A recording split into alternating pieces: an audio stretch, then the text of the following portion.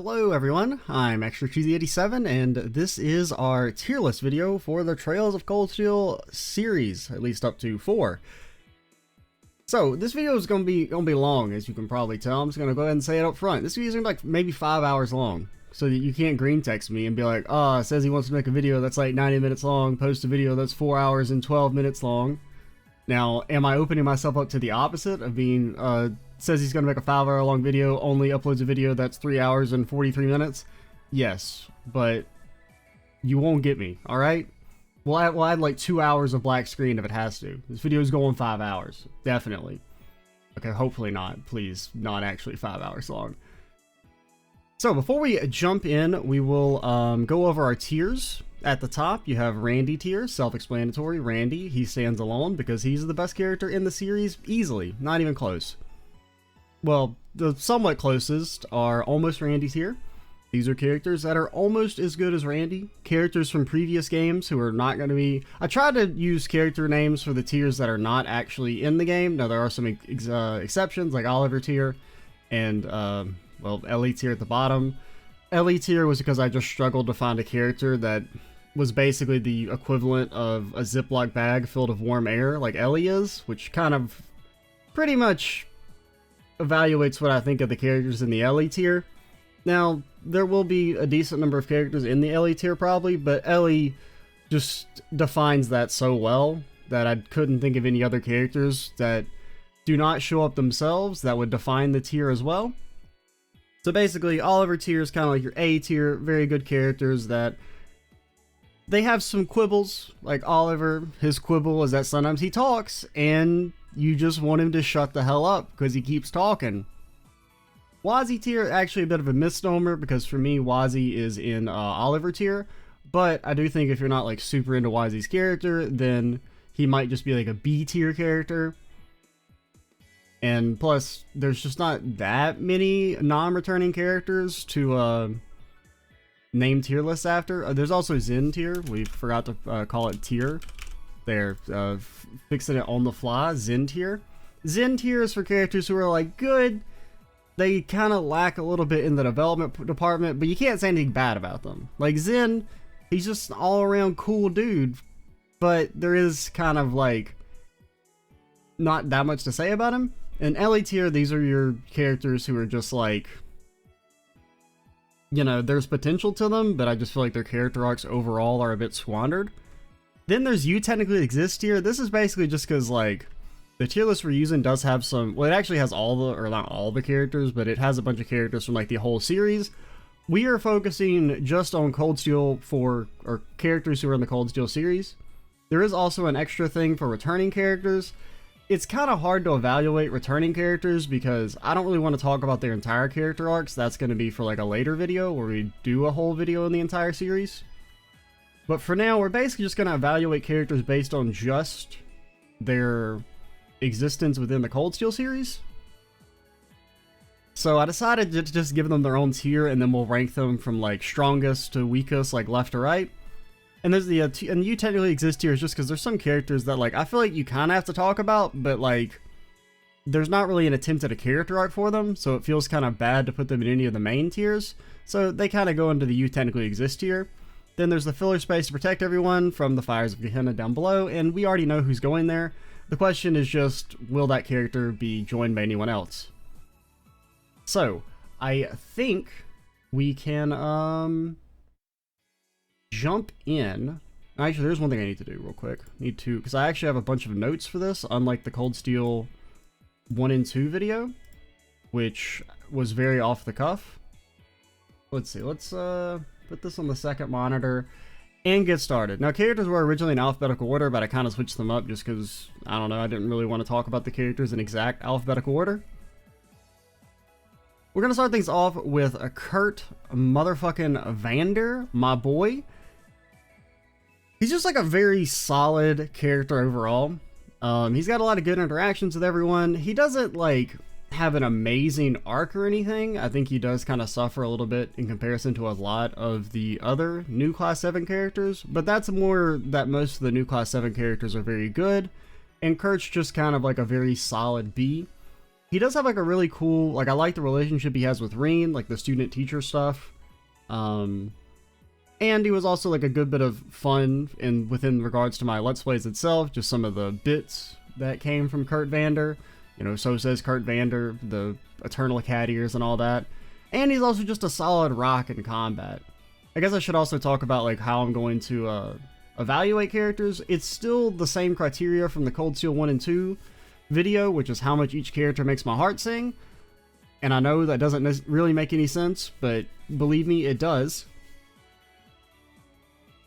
It's basically just that, like, it's a mix of objective, or trying to be objective, like a bit more than the Cold Steel 1 and 2 video, but also characters who I just like.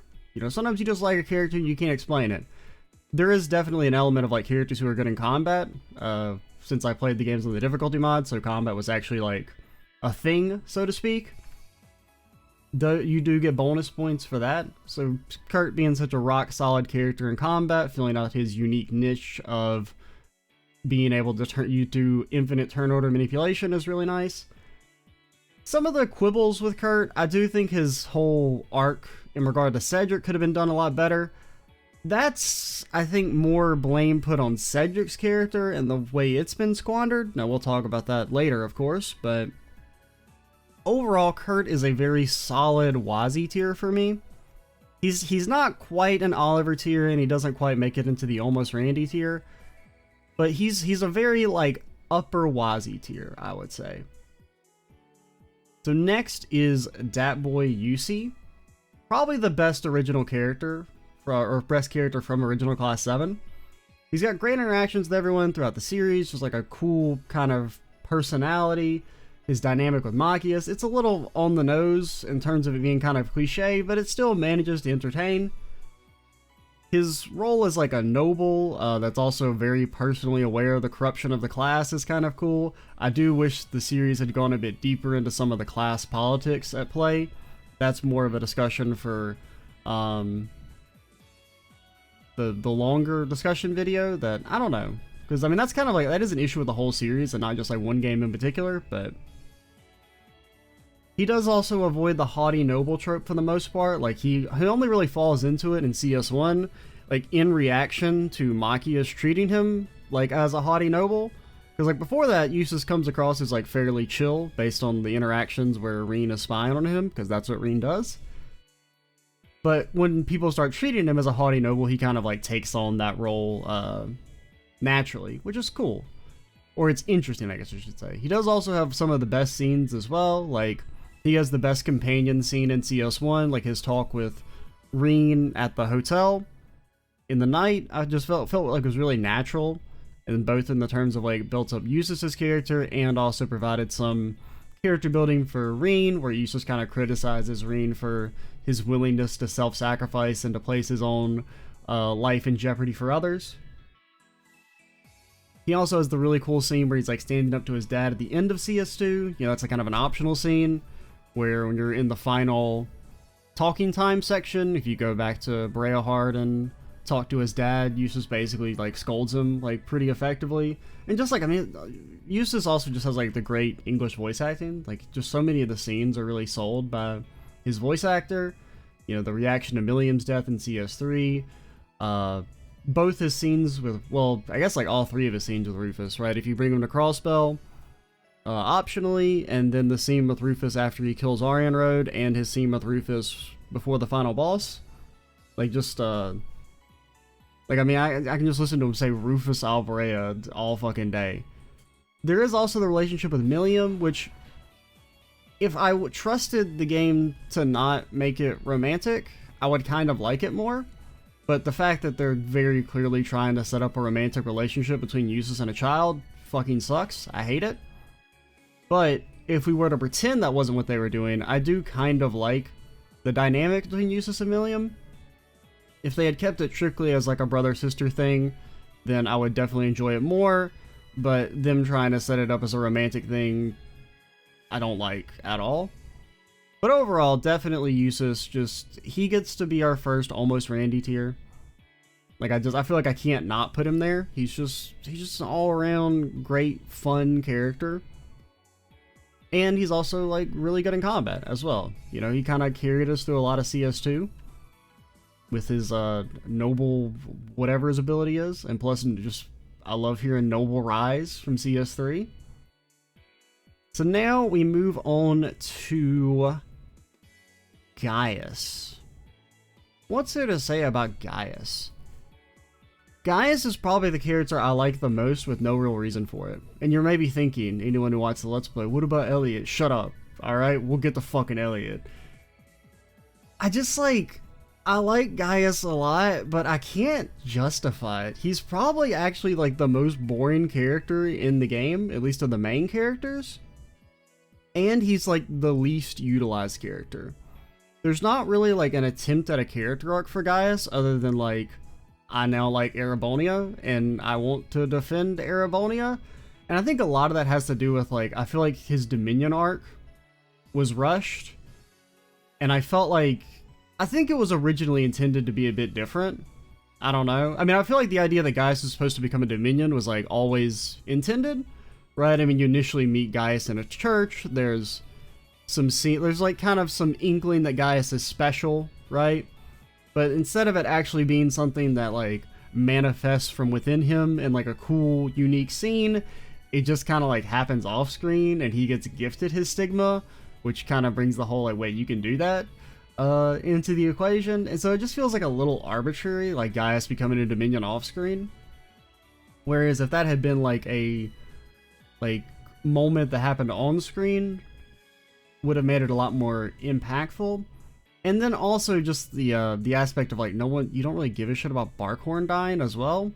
So if they'd built up something between Gaius and Barkhorn on camera, that would have made it more interesting. It's kind of why I think really Thomas should have probably been replaced with Barkhorn in terms of your like professor that's secretly a member of the Grail Knights, because Gaius has that personal relationship. And so if Barkhorn like actually died on screen, either like directly in the story, or if Gaius's like flashback in CS3 was done differently, where you actually kind of, it was treated more like a Star Door from Sky 3, where it was like a more intense sequence, instead of Gaius just being like, yeah, and then my teacher died and gave me a stigma, and it's like 60 seconds long, his whole explanation. Or if it had been treated like the flashbacks that you have in CS4 at the Luna Shrine. So yeah, basically I just feel like the whole Dominion stuff is very half-baked with Gaius, and plus, also, even if it was done well, giving Gaius a superpower is not really a character arc in and of itself. Overall though, he is really likable, and he doesn't have any like major issues. He's just kind of like boring and doesn't do anything.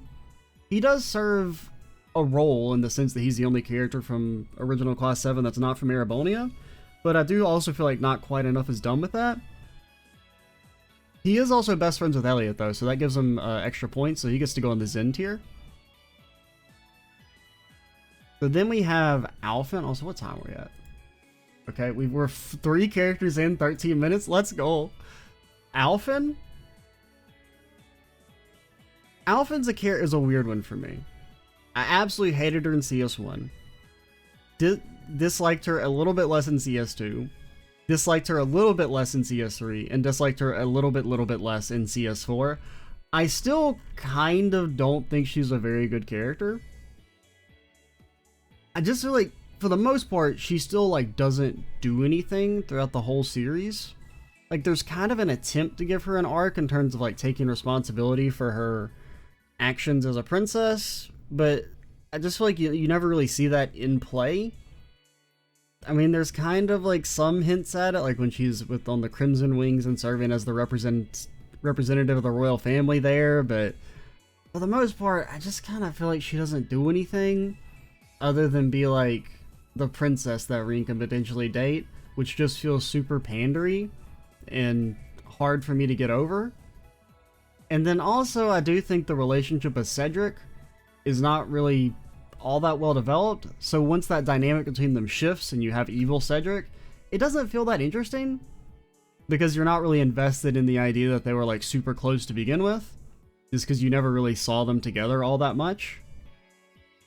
I think probably about half the scenes you see with Alphen and Cedric together are like There's that one scene in CS1 where you see them before you go to Heimdall, but I mean, that's not like a direct scene where like characters interact. It's just, you know, you get the like pre-chapter other character sequence at the capital.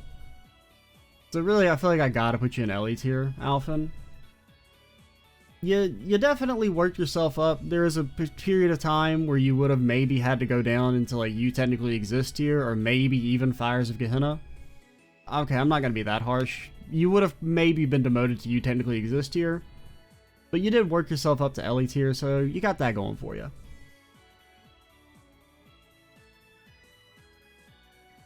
Now, Black Albric, he is You Technically Exist tier. Just what a fucking boring character. Oh my god. Like, he's just discount Yakum, and that is meant as an insult. He lacks the just like crazy psychotic malice of Yakum. Like, he's just worse at that than Yakum is, and he misses the kind of cold malice of Wiseman. So he's just kind of like worse than both of them. The only real question is he worse than Mariabelle? I don't know. That's actually a hard question that we'll have to come to terms with later. Just not very good. I mean, the stuff with him being like Elisa, like all the Franz stuff just felt like kind of super underdeveloped for the most part. Especially considering Franz was just like mind jacked. So he was just like a dude who was doing some papers, and then he's like, ah, I'm fucking evil now. Also, I'm dead. Oh, we resurrected the terrorist instead of the guy who did literally nothing wrong. Alright, really makes you think. Then Blue Block? Okay, I do like Blue Block, but it is very hard to justify him being out of the You Technically Exist tier. Now, he's definitely better than Black Albric, but he does just kind of like exist for the most part. His main claim to fame is his reveal in CS4 is super cool, plus I guess the foreshadowing of his character in CS3 as Alistair. That's super cool. I do also like the kind of him being the one to save Oliver and like his various ways he helps you out during CS4, but it's kind of hard to really put him in any of the main tiers because there's nothing really dumb with him aside from that.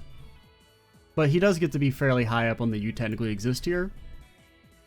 Campy is probably the most interesting his character's ever been in CS3 and 4. Like, it's the closest we've ever gotten to like having some like development for him in terms of his like relation with Yuna. Still very hard to get out of the You Technically Exist tier, just because of his role as being like mostly just a bad guy who kind of just exists. I do like the moments where his mask kind of breaks a little bit in reaction to Yuna, and he is a pivotal part of probably one of the best scenes in the Cold Steel series at the tower in Orpheus, or at the scene at the top of Orpheus Tower. He's just kind of lacking for the most part. Machias' dad is weird. Honestly, I feel like you could maybe actually put him in Zen tier, because he's so based. Right? Like, he's actually like a really interesting character, right? Like, working with Osborn initially to try and like do some good stuff, but then as Osborn becomes more and more of like an authoritarian, he starts to question what he's done. Like, the scene at his niece's grave in CS3, like, really kind of helps sell that, you know, you can tell that he's like has these like insecurities over like what he's done in terms of like helping Osborn like secure power. Because on one hand, they have accomplished some good, but on the other hand, having an all-powerful authoritarian can definitely cause some issues with the country. And the fact that he ends up actually protesting everything that Osborn did and like losing his role as governor essentially because of it is cool. Now, there isn't like a ton done with him overall, but there is actually, I think, enough to actually bump him out of You Technically Exist here, which is a pretty big feat for like a side character. And I feel like I gotta put him in like Zen tier. Especially because you have some characters who don't do the right thing in the series and the game treats them super well. I feel like we gotta reward Machias' dad. Carl, I remember your name. You gotta reward him by bumping him up into like the real characters here. just because he actually is like one of the few characters who does the right thing in the course of CS4, as opposed to just being like a government lapdog, and then the game's like treats them like super nicely for some reason. And Ness, I want to put you down here because you're just such a fucking piece of garbage combat-wise. You don't like do anything. You're very boring. You belong and you technically exist here. The only thing that puts you ahead of Franz is the fact that you're not as like big a part of the story as him. But you just like your backstory isn't as interesting as say Anea, with Anea being like a former cult victim. But yeah, I mean, there's nothing too much to say about Ines here. Celine, she's just okay. She's like, oh, she's either high Ellie tier or low Zen tier. Because, I mean, there's some stuff I like about her. I kind of like her role as Reen's companion during, like, CS2 and everything. And, like, his escape from the Black Workshop, even though I do dislike the she's a cat girl now stuff. And I do think it would make way more sense if she was just like a panther, like if she had like a monstrous animal transformation the same way Grianos did. Her becoming a cat girl just feels like, I mean, it's pandering, like straight up. Especially considering, you know, Grianos was depicted as not having a human transformation, but instead being more beast-like, so you're kind of like, why wouldn't Celine do the same? I mean, I guess they do say that Celine was supposed, like, chosen as the successor to Rosine, so her having a human form would help for that, but I don't know. It's still pandering as far as I'm concerned. I have seen it mentioned that Celine and Emma should have been like one character, and I pretty much agree with that, because I feel like both of them are kind of underwhelming, and maybe if they were together, like maybe if Emma had Celine's personality, but was in like with a bigger, like her connection with Reen was more important, I would enjoy that more. As it stands, I think I gotta put you high Ellie tier for now. Maybe we can bump you up to Zen tier later, but for now, I think you gotta chill there, Celine. Because, I mean, really, you just don't, there's not too much done with you. You're just kind of like, I don't like people, but like, I do like people, but I don't like people, but I do like people, but I don't like people. And that's kind of it. Duvali's pretty good overall. I have some issues with her in terms of like, the game makes her very hard to take seriously because you fight her like 12 times, and every time they're like, oh, it's fucking Duvali, she's gonna beat you up this time. And it's like, we fought her 18 times in the series so far and won every single time. Please stop making me fight Duvali. Dear God, I am so tired of fighting Duvali. And then especially like the game treating her as like some super strong character when she's just like, she's really hard to take seriously because you beat her up so many times. She worked much better as a companion character in CS4 than she did as an antagonist in CS2 and 3. I liked her actually going up against Aryan Road, like choosing to kind of do the right thing when she believed that Aryan Road was going against her own principles and that she couldn't follow her anymore. But I think honestly, just because of that, like she can be in like low Wazi tier. She's basically like what Claire should have been. So I mean that gives her extra bonus points as well. So maybe like mid Wazi tier. You know, there's only Kurt so far, and you're not as good as Kurt, so you have to just be second for now. But as it gets filled out, I would say you maintain like a mid Wazi tier location. Especially just because you're like the actual example of what Claire should have been if Claire wanted to be a good character. Anea, you know, the background as a DG cult victim makes her a bit more interesting than Ines, but she still just kind of like exists and doesn't do anything. Now we get to our first returning character. So when it comes to returning characters, I'm only going to talk about their role within Cold Steel, which basically means a lot of them, there's not too much to say, because most of the returning characters essentially just kind of have like a little bit more than a cameo role, and some are basically just cameos. Estelle, I was a little disappointed with Estelle's utilization in Cold Steel 4 overall. I mean, she's still my favorite protagonist of all the Trail series protagonists. And I enjoyed all the time she was on screen, but at the end of the day, she's not on screen all that much, and she doesn't really do anything in CS4 aside from crack a few jokes. And she like never really gets like a cool speech, which kind of should be her thing, as she still like has the best friendship speeches of all the protagonists easily. And it's like even her like scene at the Panther Girl was pretty underwhelming in comparison of just being like, the Bracer Guild, we're gonna help the civilians because that's what we do. Like I kind of felt like maybe Estelle should have started the whole series of speeches from the protagonists. Lloyd starting it was also fine, but I think it would have been better if Estelle had like a cooler speech there. And really, I think it's basically that a lot of like the Liberal crew screen time in terms of development is focused on Joshua instead of Estelle, which isn't a bad thing. It does just mean that Estelle doesn't really have that much to go on. So she would probably be kind of like low mid on the returning character tier list. Fee's a good girl. I like Fee a lot. One of my favorite old Class 7 members, probably my second favorite, probably Eustace, then Fee. She just has like a really cool, enjoyable personality. Actually having Zephyr be like major antagonist for CS3 and 4 made her more relevant. She's probably like the most relevant character of old Class 7 going into CS3 and 4. It's either her or Eustace. So that was cool, like the fact that she still felt like she kind of had something to contribute story-wise to CS3 and 4, especially with like the final Rutger scene is just really well done. Like it's very personal and like emotional and everything. Like even for me not really vibing with Rutger's character, that scene's just super well done between them.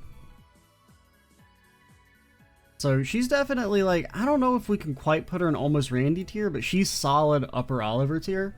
Maybe we can bump you up later, but for now, you get to be the sole Oliver character. Because I mean, what are the like bad things about Fee? It's hard to think of any. Like, the only real issue I have is just like, I wish they didn't make her like 14 at the start of CS1. I don't know. I just, you know, that's kind of really my main beef with her. Because she has like a pretty good chemistry with Reen, but it does just feel a little weird just because of the age differences.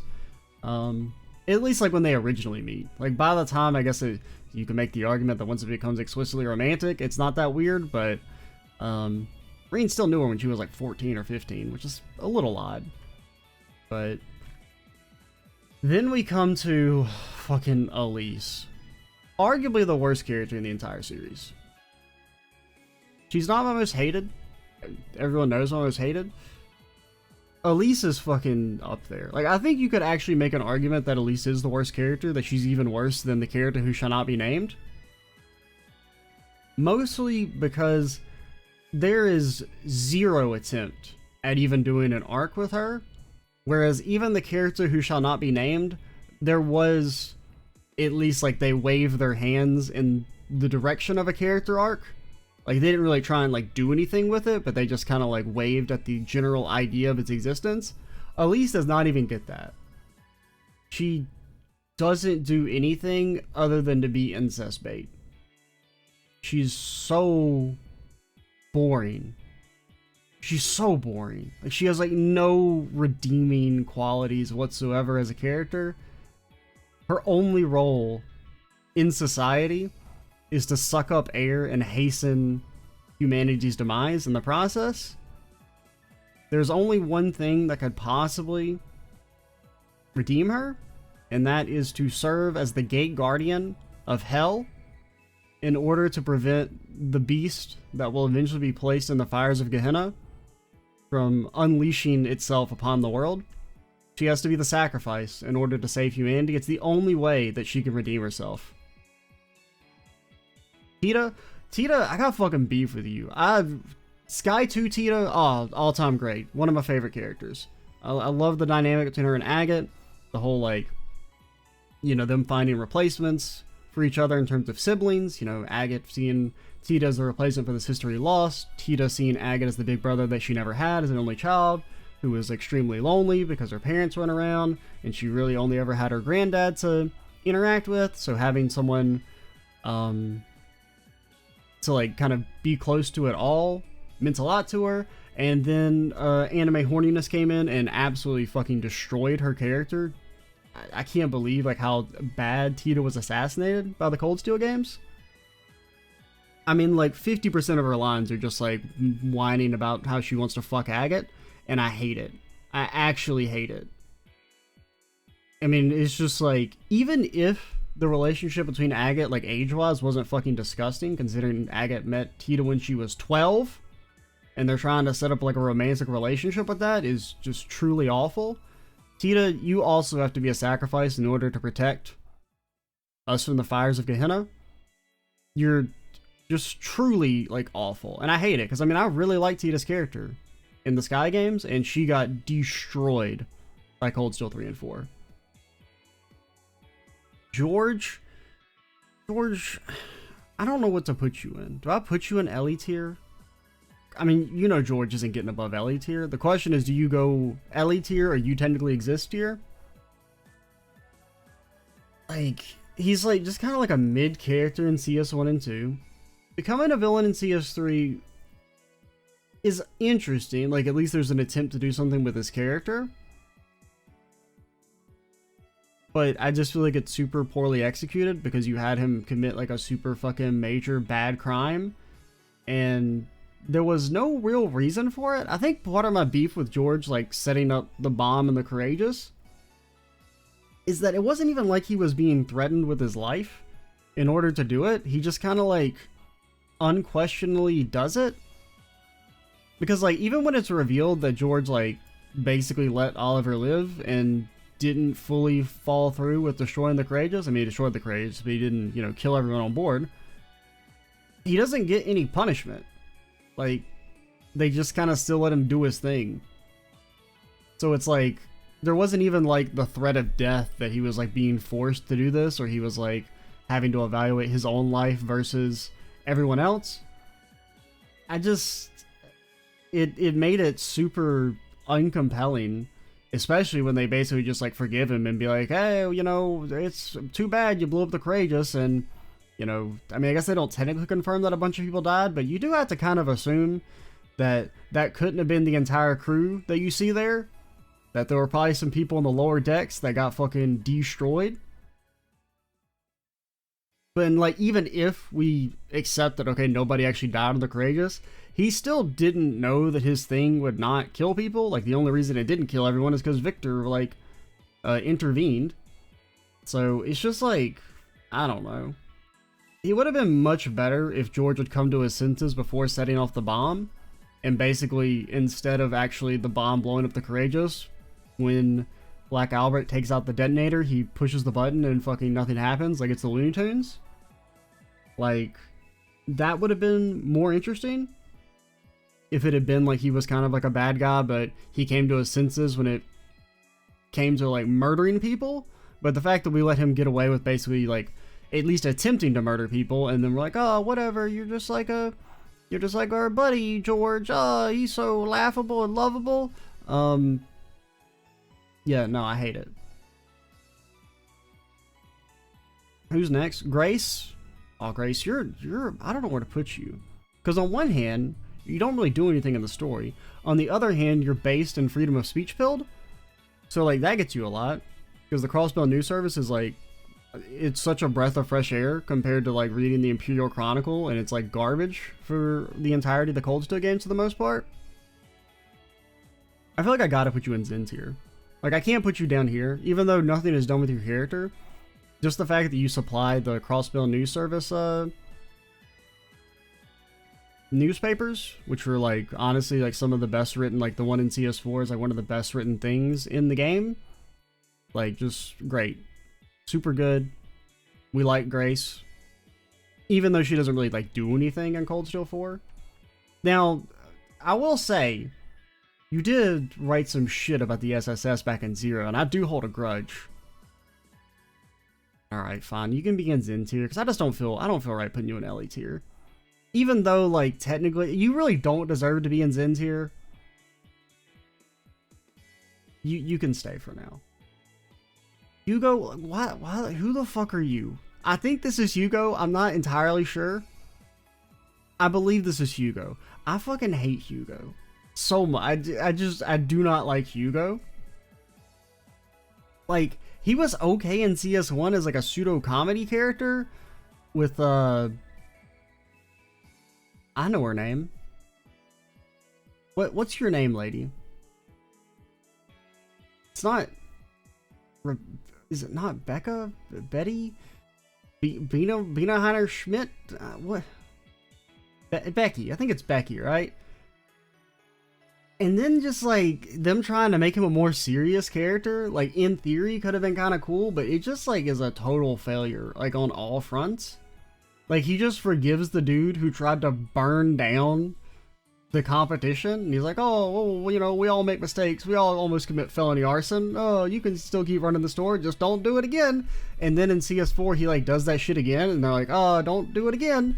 And then in CS4 he continues to do it again, ultimately culminating in Wads putting a gun to a child's head, to which Hugo's like, you're suspended, don't do that again, I'm Hugo, hear me roar. Like, it's stupid. Plus, the whole, like, Heist & Co. allying themselves with the government makes no fucking sense in CS4. It kind of makes sense in CS3. Like, the idea that, like, you know, we know they're prepping for a war with Calvard, we want to be, like, in with the government ahead of time. But by the time you get to CS4, and Hugo is aware of the Great Twilight and everything, and the fact that there isn't going to be anybody to sell your products to afterwards, means there's literally no reason for you to support the government. At all. Because the government's plan is to unleash the Great One and fucking end the world, basically. Like, as far as he knows, you can't tell me Hugo's in on the whole Osborn, oh, he was, even though it's supposed to be like a big secret, Hugo knows as well? I don't fucking buy it. Alright? Like, as far as he knows, they just started the Great Twilight to end the world and create the greatest war of all time. Kill half of Ereboni in the process. Who the fuck are you gonna sell your carrots to after that? You're a bad businessman, Hugo. You have to go and you technically exist here. I almost want to put you in the fires of Gehenna just because of how much you annoy me. But you're not as bad as the next monster to come up. All I can say about this character is whoever wrote all of her dialogue needs help, like clinical help. We need to find them and get them the help they need. This character, it annoys me so much because they didn't have to be complete garbage. They didn't have to be. They could have been a good character, but instead, they're bad. There was actually an interesting potential for exploring the idea of like how does a queer character fit into such a like traditional society as Erebonia, and how that's also compounded by being like the heir to like one of the most important noble families in the Empire. And like they vaguely gesture at that idea in CS2 without really going into it, right? Like the idea that she is expected to produce an heir and whatnot, and how this character, who shall not be named, like, you know, doesn't really want to do that shit. And I think like if that had been explored more, and instead of making them like a sexual predator who likes 15-year-olds, maybe there could have been a good character there. But the fact that they didn't go into that, and you know, the relationship with her father and everything was just super watered down and not interesting when it could have been, and instead we just get a standard anime trope of the queer character being a sexual predator, and her being a pedophile is also kind of disgusting, and it's not funny, and if you laugh, you really shouldn't be. Fires of Gehenna. I cannot stand this character.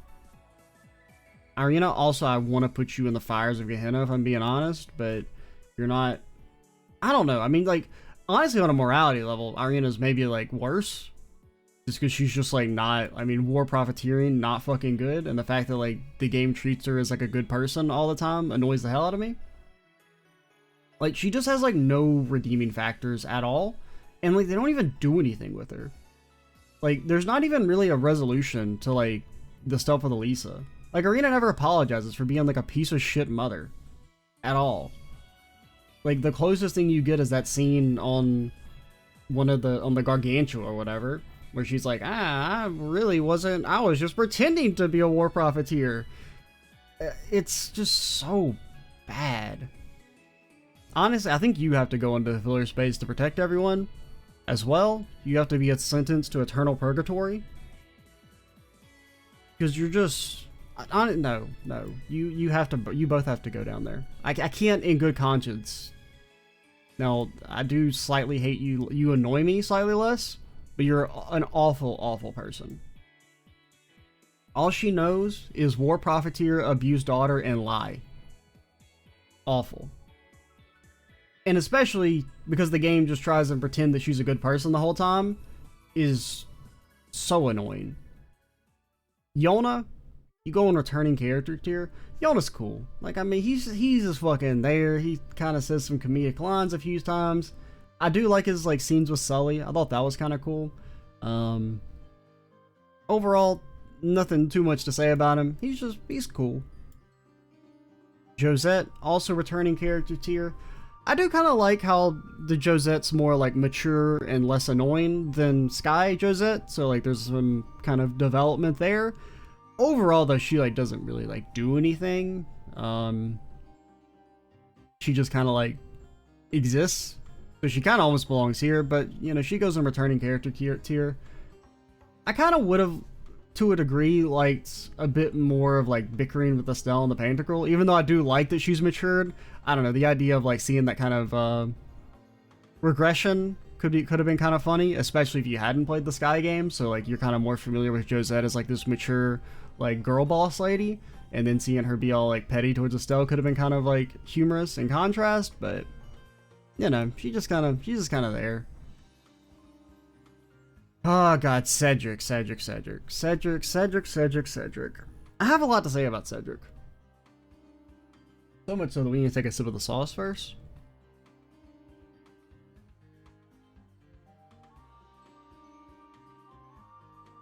Cedric has like a ton of potential as a character. Unfortunately, it's basically like completely all unrealized. The introduction of evil Cedric in CS3 is great, right? He kind of comes across as like a bit of a dick, but he's not, you know, an outright brat. He shows some like sadness and remorse over everything that happened in CS3 or CS2. He kind of like, you can tell that he blames himself somewhat for Crow's death. The whole aspect of like being so disappointed that not being able to go to school with Reen and become like his friend because he looks up to Reen so much, and even seeming to fear that Reen like hates him or blames him for Crow's death because he himself kind of blames himself, and so he's like projecting that self-hatred onto Reen. That's really interesting. The problem is he does that, and then the very next scene is him just being kind of like a brat at the Panzer Soldat fight, and then he's all, man, you have to go teach me instead, and then he doesn't show up again for like 50 hours, and he's just like kind of a dick again, and he never really progresses past just being like a dick for no reason, and then ultimately becomes like an outright murderous piece of garbage. So it's basically like, I think if Kurt had been like a bigger, Cedric had been a bigger focus for the story, his kind of fall into darkness could have been more interesting, because basically it kind of all happens off screen. You know, you don't really see much of it, which sucks. So really my proposal for what they should have done with Cedric is have him be a guest character for the Crossbell section, because you don't actually have a new party member there, other than the brief like section where you have Muse and Ash. I think if you had Cedric come along for the field exercises, it would have been really cool. You could have had more interactions between Cedric and Kurt, kind of built up that. You could have had at least some more interactions with normal Cedric, so you're a bit more attached to him, so when he becomes evil, it feels a bit worse. And it would also like fit into the story, right? Him setting up the main campus doing their own field exercises, having it be that he's like scouting out, like seeing what they do and then implements it into the curriculum for the main campus in the next chapter could have been cool. But yeah, I do think it would have been really neat if he had been like a guest character for all the Crossbell chapter of CS3. And then when it comes to like CS4 and the resolution of his character, him being mind controlled is pretty lame. I do like his scene, at least, is really, really good. Like, I mean, I really like that whole sequence on the Imperial Fortress with Cedric, where he shows like true, genuine remorse for his actions. And at least they don't completely forgive him. Like, they do still present it as like he's still kind of at blame for seeking that power in the first place. or being, you know, letting himself be susceptible to Osborn's influence and the Vermilion Apocalypse and all that. But I do think I would have preferred if Cedric had been a bit more of an in-the-middle character than just outright evil, though. Like, I think maybe if he was kind of supportive of Osborn's plan, like, get rid of the mind control shit and just have him be legitimately super supportive of Osborn. But when it comes time to kill Altina, that's when he refuses, right? He's told to kill Altina, and when it comes to it, he just can't do it. And then have the Courageous blow up and have that be presented as like a punishment to Cedric. Like, if you had gone ahead and killed Altina, your brother would still be alive. And so then you can have Cedric be like mentally devastated, right? Because he's going to blame himself for like not following through. If he just followed orders, his brother would still be alive. Have him be kind of like lost and traumatized going into CS4. And so maybe you can have him be working with Osborn still, either out of just fear and cowardice, but at least there's kind of like a reason for it. But only once Reen is freed after the Black Workshop does, like, maybe have Reen actually talk to Cedric and break him out of it and realize, you know, convince them that they can fight together, and then have Cedric be like a real party member, or at least an ally character going into the climax of the game. Like, basically, I think, kind of have that happen instead of like during Act 2. Maybe have like Cedric's redemption be like the main focus instead of just like rescuing characters and like really boring fights. If it was like maybe you actually do a rivalry with Cedric at Leaves, because really like the rivalry with Cedric at the end of the game like serves no real purpose. It's just it kind of feels like filler. I mean, it serves a purpose in terms of like resolving his arc, but it didn't need to happen then really.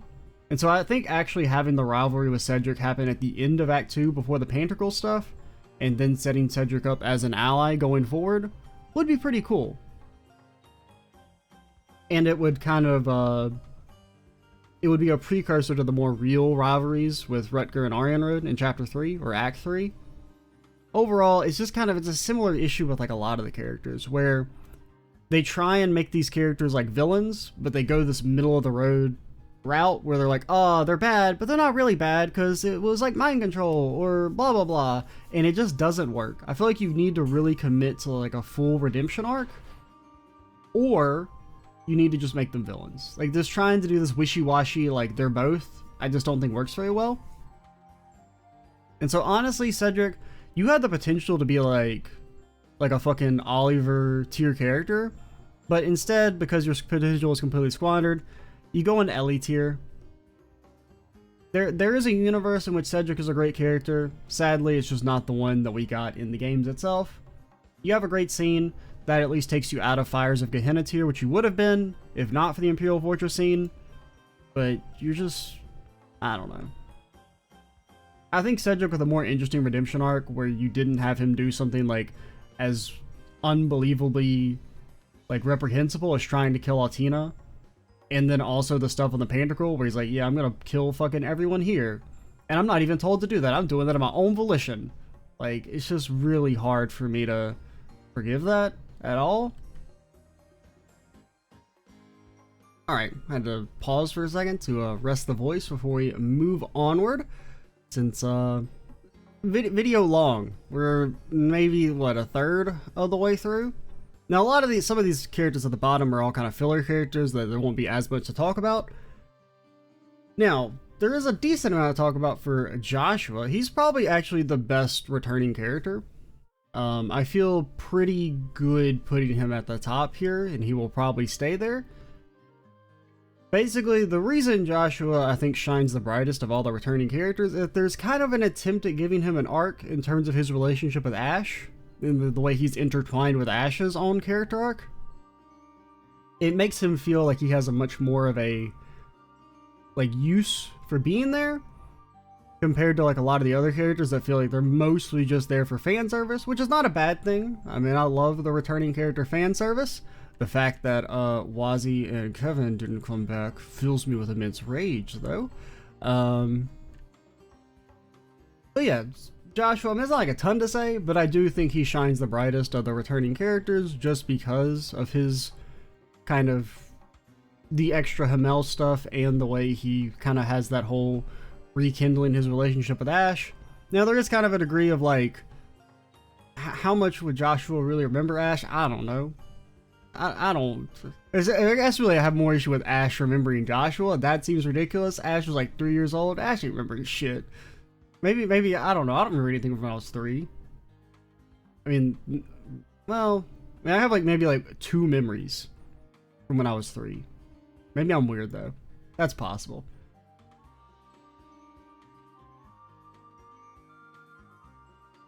Alright, now next on my list is Agate, but Agate is not next here, or next on my notes. Oh, here's Agate. Alright, Agate, you're in returning character tier.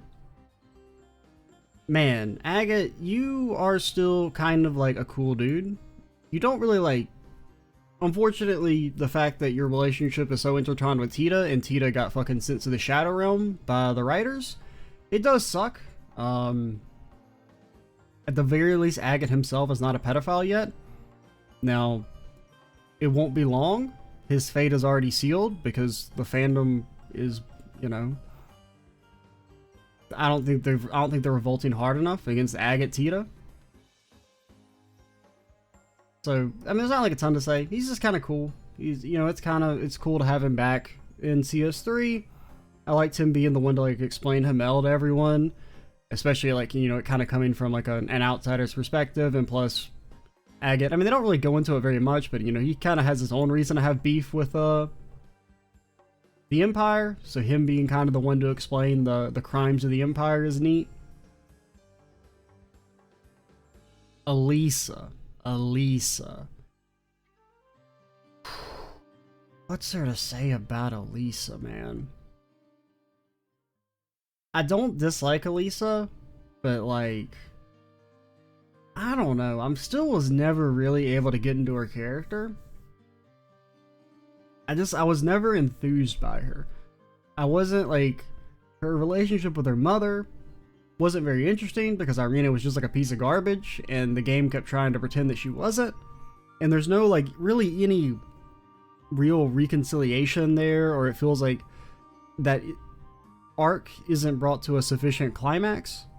So that was a little underwhelming. Same with the stuff with Sharon, where that's something we'll maybe talk about more when we get to Sharon's character, but I just wasn't super interested in their relationship either. I felt like it could have been done like better. Her relationship with Reen is also pretty bland. Like, I feel like her Bond events throughout the games are all just like not very interesting. And her final Bond event in CS4 was just like, I mean, almost insulting at how like bad it was. Like, it was just so boring in comparison to all the others. Which is weird considering that, you know, she's supposed to be like the more canon choice and you would think her Bond event would have like more to it. But it's just super basic and short and like not that interesting. And then like you have the stuff with her dad, which doesn't come across that well just because, I don't know, it's like very minor. It's just, I don't know, I just feel like there's not like a lot of resolution to Elisa's character at all. So I feel like I gotta put you in Ellie tier. I feel like because I think you were in Shara tier in the last tier list, but like, I don't know. I feel like you gotta get knocked down a little bit. I definitely like CS3 and 4 Elisa less than I like CS1 and 2 Elisa.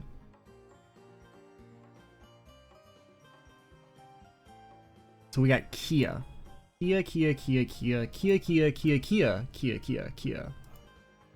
Your returning character tier. I mean, you don't really like do anything. You're just kind of like there, and you have like your powers back for some reason. I mean, they kind of explain it. They're like, it's the Great Twilight. You know how they explain everything? It's fucking supernatural nonsense. We don't have to explain it. My main beef with Kia is basically that she turns into like child Emma in terms of I know everything, but I'm not going to explain jack nor shit. Like there's all this implication that she knows about the timelines and everything, and like how they're getting onto the correct path, right, with the true ending and everything. And it's like, hey Kia, maybe if you'd fucking share with the class, we wouldn't have gotten the wrong ending the first time, you know? If you'd been like, hey, yo, use that like Earth Prism thing you have, instead you have to like, you know, get a really anticlimactic normal ending, and then it's like, ah, psych, gotcha, fucking redo all this shit, potentially. Go back and do this like random boss fight if you didn't do it already. You gotta spend like 90 minutes before you can get the real ending of the game. You go from like the super hype climactic ending to being like, nope, go back and redo some shit. See, this is all your fault, Kia. Chloe? Okay, Chloe is next, but she is not next on here. Chloe? Any Chloes in the chat? There you are. Chloe, I mean, you're like one of my favorite Sky characters. If you were to be given a rank based on your Sky tier list, you would probably actually be an almost Randy tier. You do nothing in this game. You're basically just a glorified cameo. You're in the game for like 20 minutes on screen. I'm glad she's in the game because she's one of my favorite characters from Sky, but like she does nothing in CS4. She's just kind of there to be like, hey, I'm Chloe. It's pretty cool I'm in the game, unlike fucking Kevin and Wazzy. You motherfuckers. Her being there, it does somewhat advance her role as the Crown Princess, so she gets something for that, but for the most part, she's just a cameo. That's kind of all there is to say about her. Laura, you're Gaius with tits. Like, that's your character. Gaius talks about wind and church and Nord. You talk about sword and sword and sword. So, I feel like you gotta be in Zen tier. The question is, are you better than Gaius? Honestly, I think you're a bit worse than Gaius because you had more potential. And the fact that that potential went underutilized means that you have to be below Gaius. Because I think Gaius did more with less from the game. Because really, like, my problem... Because, like, basically Laura she's very likable, but she's woefully underdeveloped. There was kind of an interesting setup at the start of CS4 after, you know, her dad's potential death, right? If you were to believe that the game would ever actually kill off anyone important. So that could have been interesting, actually, if there had been, like, a change in Laura's character because of that. Maybe if you saw, like, a more emotional, dark Laura for a while. Like, she kind of let her anger over her father's death and everything kind of change her a little bit. Up until you eventually get Victor back, and then she kind of reverts back to her normal personality. Because really, I mean, the whole thing with, like, Victor dying is just, like, you get 2 lines of dialogue at the start of CS4, and then it's never really brought up again. It's very anticlimactic. Going back to CS1, you did have the stuff with, like, the conflict with Fee, which was kind of cool. But then there's just nothing really approaching that with Laura for, like, the rest of the game. She does get some bonus points for having pretty good chemistry with Reen, at least, in terms of, like, some of her Bond events in CS4 are really good. Like, both her first Bond event is really, really good. And her second's just kind of okay, and her final Bond event's actually quite strong. It was probably be like my 3rd or 4th favorite of the final Bond events, probably in CS4. At least of the, like, the romantic ones, I guess I should specify when I say final Bond events. But she just kind of, I don't know, there's just not really enough done with her. You're very, like, I mean, you really are, you're Gaius with tits. Like, that's really it. Oh fuck, it's time to talk about Crow, man. I got a whole page written on Crow. Crow.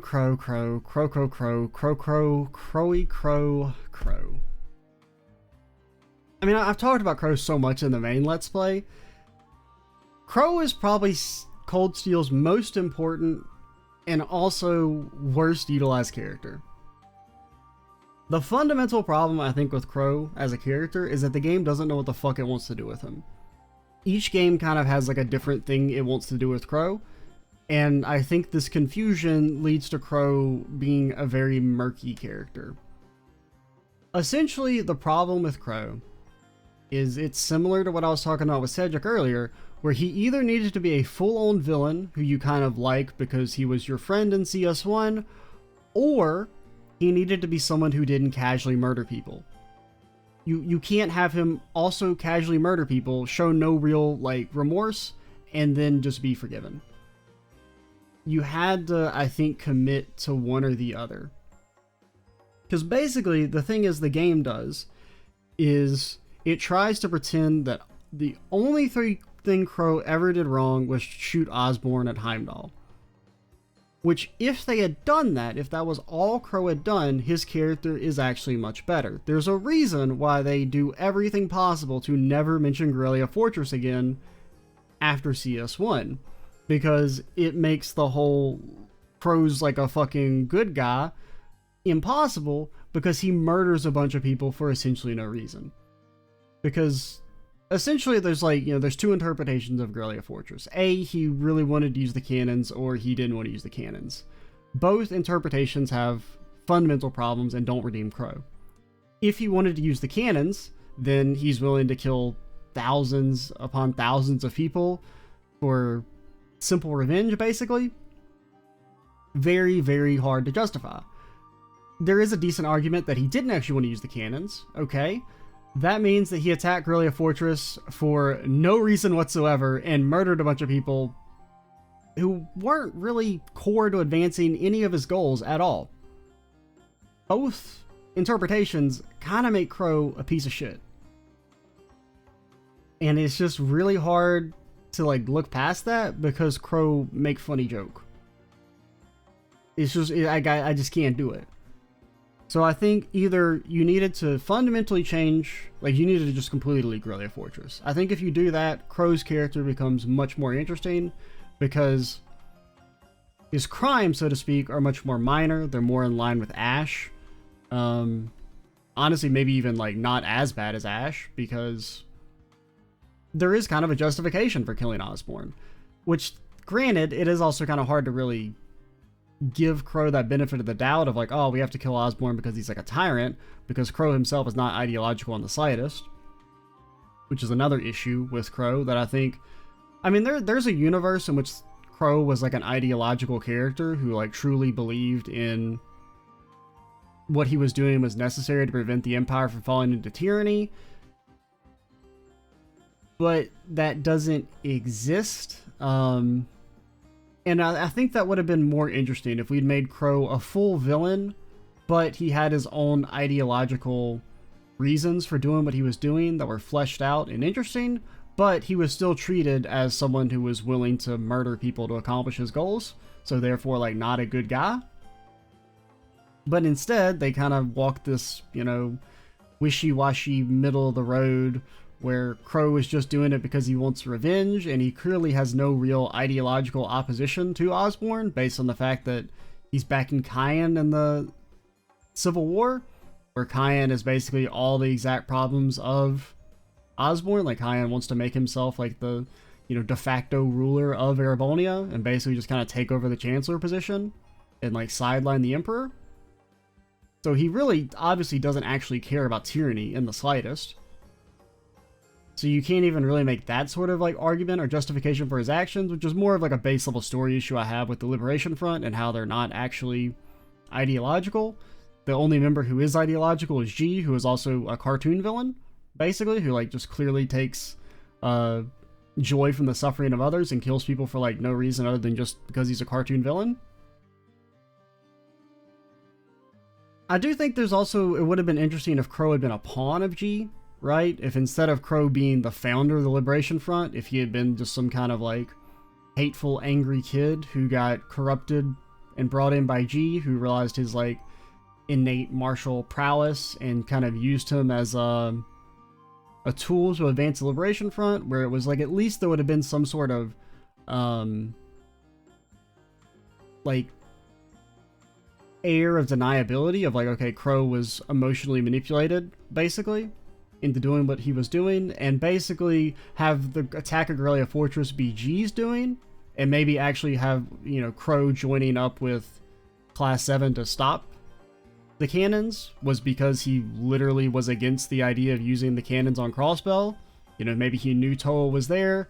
He obviously, you know, he has personal reasons to not want the cannons to be fired because he cares for Toa, and also because, you know, he doesn't want to just murder thousands of people to accomplish his goals. And so then after G dies and Crossbell, Crow is basically becomes the leader of the Liberation Front. He kind of is trying to reform the organization, so you can still have the fight in Chapter 6 of CS1 as C, and he's like the leader of the Liberation Front, and so that can still be interesting. And like, you know, you're dealing with the Liberation Front from a story perspective, but it does at least add some level of like deniability to Crow's actions if it's that, you know, using the attack on Grellia Fortress was like out of his control and he didn't think it was something G would actually do because he was being manipulated and lied to. Would have been kind of interesting. Instead, Crow's the one who gives the order and there's no reason for it, and he never actually shows any real remorse. All you get are a couple throwaway lines about him making some mistakes. And honestly, I feel like some of the lines are kind of insulting in terms of like, they downplay what he did, right? There's lines about how, oh, I was a little cringe, or maybe I went a little too far. Like, you murdered a lot of people for no reason. And you never get a really like remorseful scene where you have Crow vulnerable and truly feel like he feels bad about what he did, right? Because they never mention the Grellia Fortress attack at all.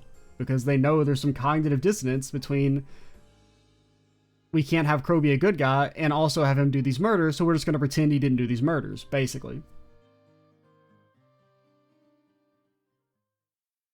Also, there's this speaking of, you know, forgiving Crow, it is kind of interesting in CS2 when you talk to Scarlet at the end of the game, like when she's in the like in Eustace's house. Green actually has a line where she says to Scarlet that like, what you like, no matter what caused you to become a terrorist, the things you've done cannot be forgiven, and you can never atone for like what you did.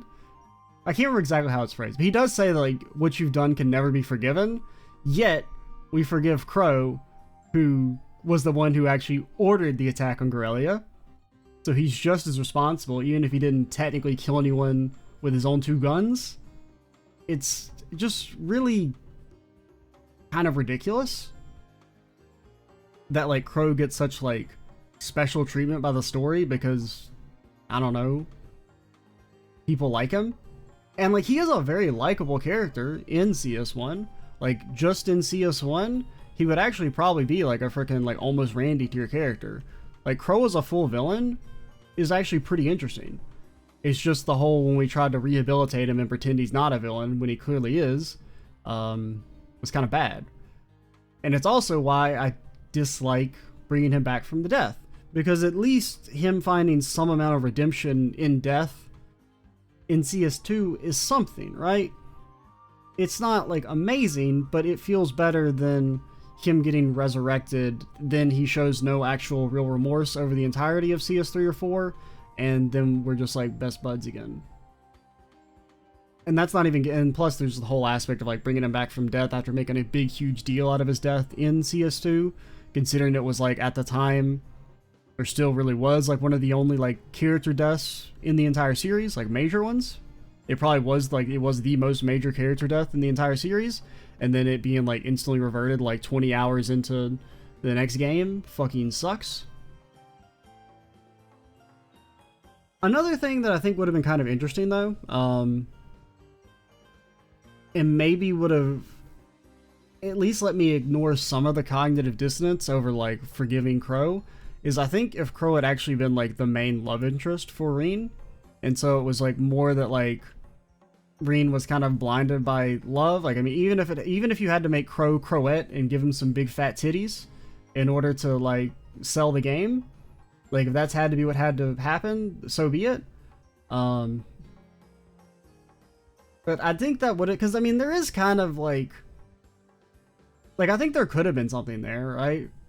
In terms of like, and it would have made the whole like dynamic between them in CS2 a bit more interesting if there had been kind of like romantic feelings between each other for it. And it would just kind of make me feel a little bit less annoyed at how uncritical Reen is of all the shit Crow did. If it was that he was actually kind of blinded by romantic feelings. I would still be a little annoying, but it would be a little bit more understandable. Or even if, like, you know, I kind of talked about this in CS3, right? When there's the scene where Reen is explaining to everyone about Crow, or explaining to new Class 7 and Heimdall about Crow. If it would have been more of a, like, yeah, Crow was a bad fucking dude, he did some awful shit, and we held him accountable for that, but he was still my friend, you know?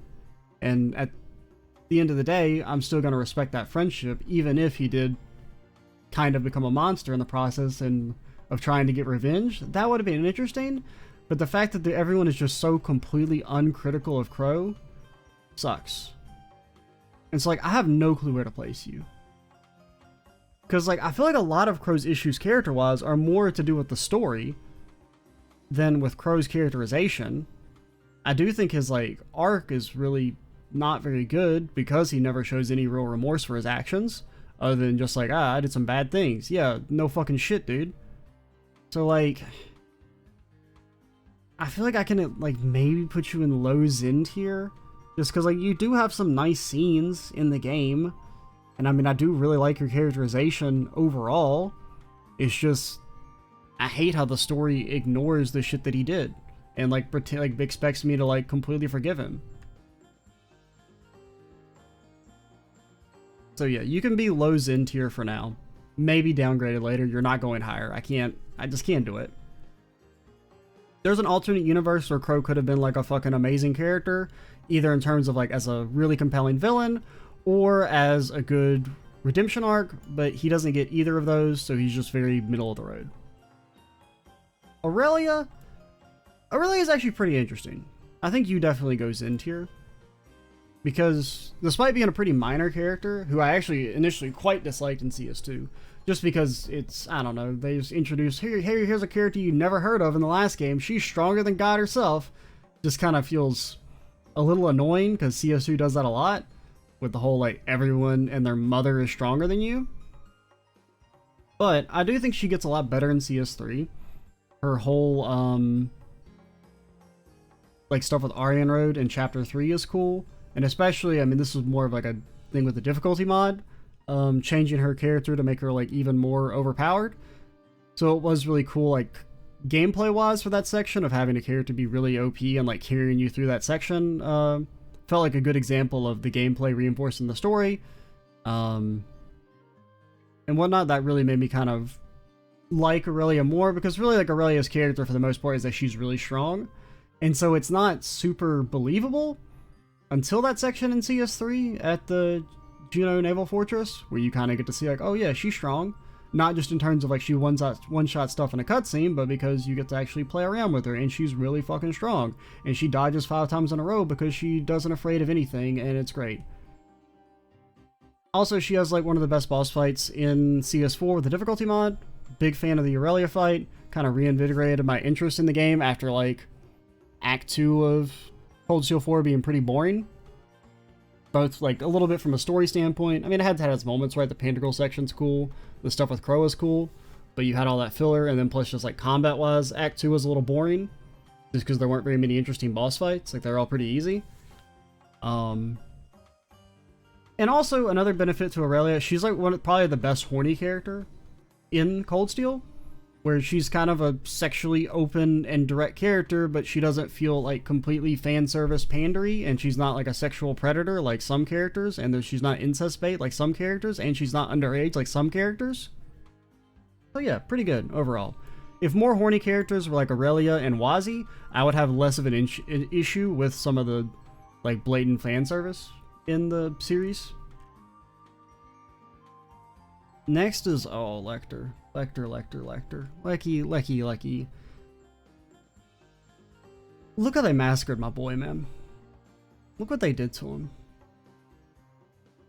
Lecter, he's like the definition of wasted potential. Like, also one thing before we get into like our actual major issues with Lecter, one thing that was kind of disappointing is that you never, in Cold Steel, you only get one section in like the entire game where Lecter is Lecter, and that's the sewer section in the end of CS3. Because in like CS1 and 2, Lecter, he's just kind of like a guy. He doesn't really have his distinctive like carefree personality that makes him interesting, right? That made him kind of cool in Sky 3 and Azure and Zero. He's like very by the numbers, kind of boring, which kind of makes sense because that is his, like, he's acting in a more official capacity in CS1 and 2, and really I guess through all the CS games, but he's just kind of like not that interesting. And then you get into CS3, where in the end he is perfectly okay with murdering a child because his boss said so, despite being previously set up to not be blindly loyal to Osborn, which is definitely a big problem with Lecter's character, where they set up all this stuff back in Sky 3 where he was not really completely supportive of. I mean, at the time you didn't. Well, no, you know who was the Osborn by the time you get to the Star Door, with Oliver. But it just feels like he loses a lot of his like personality in the Cold Steel games, and then they also make him just like a monster for being like perfectly okay with murdering a child. Like, come on, man. And then just the whole like buying into Osborn's plan like super uncritically as well is really annoying. Like, that doesn't seem like something Lecter would do. Like, I just feel like maybe like Lecter shouldn't have initially joined the Great Twilight. Maybe if it was that I could buy it more if he was against doing the Great Twilight and like maybe fought on your side during the Grawl, and then afterwards in CS4, like after the Great Twilight was already in effect and it couldn't be stopped anymore, then he became more of a bad guy. That would have been a bit better. There is also like an issue I have when it comes to the idea in CS3 and 4 that like Claire and Lecter knew Osborn's plan. CS3 says the exact opposite, right? When you fight them at the end of CS3, Rufus says that they've been granted a small piece of knowledge, right? They don't know everything. They don't know Osborn's greater plan, right? Or else he wouldn't have said a small piece of knowledge. So based on just a small piece of the truth, Lecter is willing to murder a child out of blind devotion, and that just seems to go against everything Lecter had been set up to be for in the previous games. Also, there's another element that I thought was kind of weird in CS4, and they talk about how Lecter actually wanted to get revenge on Osborn for his dad initially, which just seems kind of odd considering in CS3 Lecter seemed pretty cognizant of the fact that his dad was a piece of shit. But like he's also like, yeah, I want to murder Osborn because of like familial revenge. Which also makes Lecter kind of awful, because in terms of Osborn seeking legal retribution for his family being murdered, Osborn is definitely in the right there for like trying to bring Lecter's dad to justice. So the idea that Lecter wants to murder Osborn or get revenge on him because of that, like, kind of makes him a piece of garbage. Like, I don't really care if it was your dad. Your dad was a monster and he got what he deserved. So that's kind of weird. There's also the issue, additionally, of Lecter and Claire being made villains doesn't, like, do anything. There's no reason for it. Like, the grand culmination of them being villains is that they're filler mini-bosses at the start of the Imperial Fortress. That, oh, you have to beat them to open up this door. What? Like, I never really felt like the whole idea that the Knights of Blood and Iron were important or needed to exist, right? They didn't need to aid Osborn. If anything, it actually would make more sense if we buy into the idea that Osborn's true plan was to have, like, Reen win, or, like, to at least make it there for the final rivalry. Lecter and Claire should have actually helped Reen out and pretended like they could have actually still been like loyal to Osborn's overall plan, and like they could have known it, but they actually would have done more to enact it by helping and guiding Reen than they do by being villains. I just feel like they ruined Claire and Lecter's character for like no real story purpose. Which, granted, this is getting into more like issues with the greater story and less Lecter's character in general. But yeah, I just feel like the overall conclusion of Lecter and character's arc makes no fucking sense. It's like they did all this bad shit and were helping Osborn so that they could be a filler mini-boss. Okay. Lame.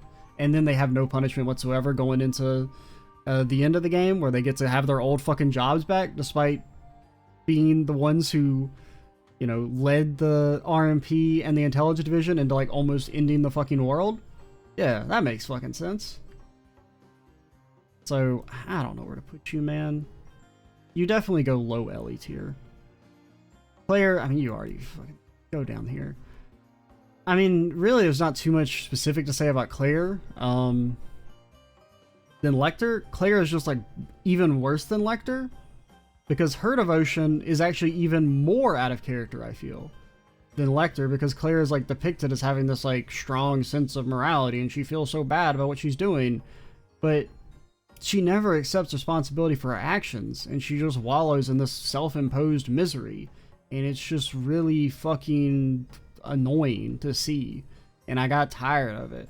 And then also, the kicker is that the reveal of her backstory is super underwhelming. Like, she's so devoted to Osborn because he was like, he said some kind words to her at one point, like 10 years ago? Like, really? That's why you're so fanatically loyal? It wasn't even like you were like a child who was like molded to like be completely uncritical. Like, she was like 16. She's like almost an adult. Kind of. Like, at the very least, she's old enough to like know right from wrong, right?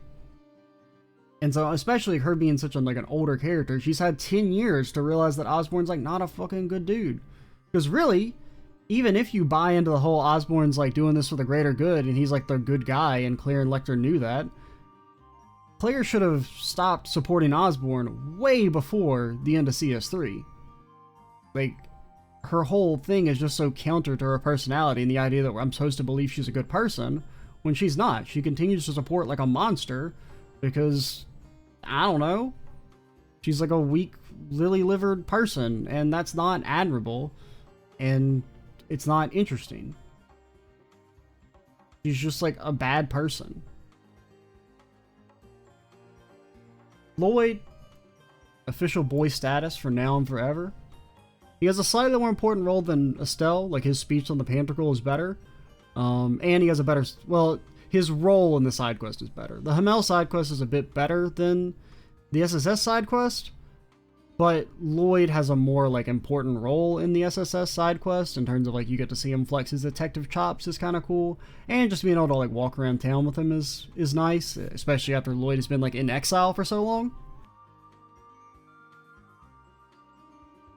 I really would have liked more from Lloyd though, in terms of like, since he's one of the members that's like completely exiled from Crossbell for the most part, he's not allowed to walk around town, and he's put on the wanted list. If they'd kind of explored that pain and the pain he felt from being isolated from the city that he fucking put everything on the line for to protect. That, like, you know, he did all this in Zero and Azure to save Crossbell, and his reward is that he's being treated as a criminal and exiled and has to, like, you know, be a fugitive. It would have been cool if there had been more like focus on that, but instead he's just kind of there to be Lloyd and break barriers and stuff, which is cool, but I would have liked more from him. What time are we at? We're at 90 minutes almost. We're almost halfway. I'd say we're actually about halfway, because a lot of these characters, like, I mean, there's not too much to say for them, but I kind of front loaded a lot of the more heavier characters at the start. Who's next? Machias, the Mockster. I don't know what you're a hard one, Machias. You're actually a really hard one. Because I do think Machias is like actually an all-around pretty good character, even though I love to give him a hard time. He's a character I have a ton of fun with in terms of like commentary. But like, I don't know where to place you, man. You're a hard one. Because like basically his initial introduction in CS1, it's pretty tropey, right? I mean, it's like a slight subversion with it's like, he's the, you know, he hates, instead of the noble that hates commoners, he's the commoner that hates nobles, right? It's not super unique, but it's slightly different, I guess. He does have a cool backstory scene in CS1. It's probably one of the better ones overall. And I mean, like, the art for his backstory scene is still like kind of like lives rent free in my mind. It's really well done. And I liked his like the arc of him being like a government agent. The main issue with it is that he doesn't ever like do anything, right? Like, you never see Machias or the government accountability inspectorate. Like, they never do anything to make it feel like the organization is like even real or has any sort of power or influence at all. I do like how he was actually completely ready to like face his dad in CS4 when it was still ambiguous over how much Machias' dad had supported Osborne or was still supporting Osborne. Like, he's like, you know, very resolved to, you know, stand up to his dad is kind of cool. Like, a good dynamic with uses throughout the games, and I do like that in CS3, like, a lot of the bickering was dropped, and it was more that they were just kind of like some bros, right? You saw them hanging out at the racetrack in Heimdall, and stuff like that. Like, I like the way their relationship advances a little bit, where they still kind of have like a bit of some occasional bickering, but for the most part, they're actually pretty good friends, and that's cool. He has like a really, really great bond of it in CS4, like kind of bringing his whole anti-noble stuff from CS1 to a close, and like him finding closure with his cousin. I was gonna say aunt for a second, but his cousin's fiance is interesting. I think you can be low WotC tier. I think there's a bit more done with you than Gaius or Laura, so I feel like I can't put you in Zen tier, so you can be low WotC tier. Shirley, man, Shirley's a weird one. I really hated her in Azure. You're technically a returning character, but you're gonna get like a real ranking, I think, because you play enough of a role in CS3 and 4 to like be considered a real character, I think. So like, I disliked her initial trope in Azure of like the psychotic little girl thing. Like, you know, the same way I kind of initially disliked Ren before she got like development. So she kind of just initially, she feels like a retread of Ren, right? Where she fulfills the same initial trope of she's a psycho little girl. Haha, you never saw that coming. So I didn't really like her in Azure. So going into CS3, her basic introduction in the main story, I mean, technically you can meet her at the airport ahead of time, but like her main introduction being that she sexually assaults Duvalie, haha, isn't that funny? Really didn't help put Shirley on a good spot. But past that, she's okay. There's not really too much to say about her in CS3.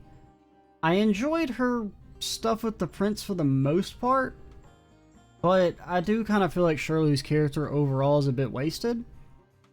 I do think there should have been some sort of scene kind of actually fully exploring how her mindset after Azure had changed, right? Because I mean, they do try and directly address this idea that Shirley is like less of a complete fucking psychopath now, like after having the fight at the end of Azure. And to a degree, I am glad they didn't do a full-blown redemption arc with her, because it would then really feel like a Ren retread. Now, I think you could do a redemption arc with Shirley. I think it's too late at this point. Like, if you had her, instead of joining Ouroboros, she she basically did like a Randy, where she temporarily left the Red Constellation and went off on her own. Or really kind of also did what Ren did. That could have been interesting. Now, it would feel very much like a retread, so I, to a degree, am glad they didn't do that. But it does feel weird that they don't really ever have Shirley talk about her mindset change, because it does feel odd to see her be so, like, treated so tamely by the game when she was like a complete fucking psycho in Azure. So yeah, and like, I don't know, it just kind of felt like there was this whole like, you know, Shirley, she's not so bad, when, once again, 2 years ago, she threatened to fucking cut off all of Randy's legs. Right? Like, she's not like a good person. She like murders a lot of people. And she's like, not just like does it, she, you know, revels in it. So I feel like I really needed more before they treat her like all, oh, it's just Shirley, she's just kind of quirky. which is kind of the vibe that I get in CS3 and 4. Also, I absolutely hate the final line in CS4 about how she was never trying the entire game. Like, fuck you, honestly. Just shut up. And also, I do think it was a very big missed opportunity. There wasn't very much of a, like, there were no real scenes between her and Randy. Other than, like, I mean, there's this in, like, CS3, where Randy just says, like, ah, Shirley, you're a freaking crazy lady. When, like, with the railgun cannons, or the railway cannons, right? There's kind of that. Or like Agate's like, yeah, your cousin's a monster, Randy, and that's kind of it. It would have been interesting to actually have like a real scene between Randy and Shirley, but we never really got that. So overall, I guess you go Ellie tier. They're just, you know, you're in the game enough to get out of you technically exist, but they just don't do much with you. What time are we at? We're at 90 minutes. Now, I can't record this whole video today. I'd actually planned to only get about half of it done. So I think we will actually, of course the video will continue for you, but I think I'm going to pause. Because also, I haven't even finished all the notes for the tier list. I only have notes down to, Gilbert. And that's it. Also, I think I forgot to do Yuna. I did. I skipped Yuna. You know what? We'll do Yuna real quick, because I actually wrote notes for her before we get to Elliot, the fucking Omega Chad. Yuna's a weird one. I really, really liked Yuna in CS3. Maybe my favorite CS3 character. Partially just because she has the standout scene of the game on Orpheus Tower. And I did like that she had a pretty important role in Act 1 of CS4 as being kind of like the interim leader of new Class 7. And she has like the cool scene at the start of CS4, even though to a degree it's a little preachy, right? Like I feel like she comes like a little harsh on old Class 7, but it is a cool scene overall. I liked a lot of her stuff with Campanella in CS4 as well. So like I feel like she has a really good start in CS3 in terms of like she shows some of that vulnerability, but she still has that like great amount of positivity and whatnot. But the problem is making her a romantic choice for Reen, I think kind of was a pretty fucking bad idea. Because really like Yuna's character lacks a lot of direction after the start of CS4. And having like all of her Bond events be focused on like, I like Reen because he saved me that one time. Pretty lame. And plus she has like the most boring Bond events in like the entire game. Like even Elise's, as garbage a character she is, her Bond events are more interesting than most of Yuna's. Like Yuna's were just so freaking boring. But like, she still does have like a lot of good stuff. I just do think that she kind of loses a lot of her steam past Act 1 of CS4. Like she goes on like a back burner. But she's still really good, and I feel pretty comfortable putting her in the Oliver tier. You're a bit worse than Fee, I would say. If you had carried your steam, like I think if Yuna hadn't been a romantic choice for Reen, and like her Bond events got to kind of develop her character deeper in some other direction instead, she could probably be an almost Randy tier character, but having such bad Bond events really holds you back, I think. And because I mean that is time that could have been better utilized easily. But alright, we're going to pause for a second and we will come back tomorrow to round out the rest of this video, starting with the Elliot is better than your waifu rant. Dun dun dun dun. He ascends to the sky because he's the greatest. Alright, we are back. Alright, so we're back, and now it's time to talk about Elliot the Omega Chad. As previously stated, Elliot is better than your waifu, full stop. Not my opinion, by the way, just stating a universal fact proved by quantum mechanics. Now, to a degree, some of the stuff I'm about to say about Elliot is partially inspired by me being a contrarian, but I do legitimately think Elliot is an underrated character in terms of his character development and the role he fills in the composition of old Class 7. Get it? Composition, because he like does music. Get it? Composition. Get it? Okay. So alright, if we're actually gonna get into it, Elliot's role in old Class 7 is actually kind of important for a multifold reason. A, he's the closest thing there is to a normal person in old Class 7. It's like either him or Gaius. Gaius could be argued to be more normal than Elliot, but Gaius is also destined to have anime superpowers, so Elliot gets to keep that role. Considering his parent is the least important of all the characters who have important parents, and he doesn't actually get any anime superpowers like Gaius does, so he's kind of just like a normal, regular dude, which is pretty cool. But he also has the more interesting role that I do think the game doesn't explore this well enough, and it would have been cooler if it had, but Elliot represents arts and culture and how that finds a role in a heavily militarized society. Because that's something that if you notice throughout the Cold Steel games, basically all the artists and musicians you see are either nobles or they are people who are completely dependent on the noble class for patronage. For the most part, the average person doesn't have much exposure to the arts and culture. It's very heavily monopolized by the noble class. And so, because basically Erebonia as a society doesn't seem to perceive a lot of value for normal people embracing arts and culture, because you're supposed to join the military and contribute to the glory of Erebonia, right? And Elliot is kind of the only member of Old Class 7, aside from, like, I guess Emma, who's only there to spy on Reen, but he's like the only member that is at Thor's because not because he's okay with going to the military. A lot of the characters don't end up, or I guess technically none of the characters end up in the military, but for the most part, they're all okay with going into the military, whereas for Elliot, that is absolutely not part of the plan. And that makes him kind of based, because you should draft the Dodge. Or you should dodge the draft, I guess. And so not being okay with joining the Erebonian military, that is extra based points for my boy Elliot. But kind of going back to the arts and culture stuff, it is definitely an idea that I do think is not really interfaced with by the series, despite being kind of interesting, right?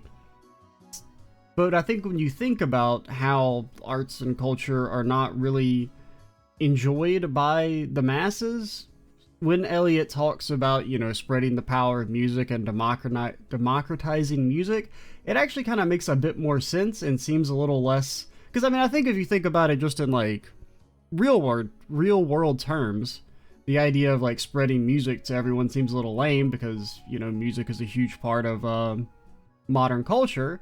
But if you think about it exclusively within the terms of Erebonia, where, you know, one of the reasons why Elliot's performances are such a big deal is because there aren't really that many. Like, you know, the average person doesn't get a lot of exposure to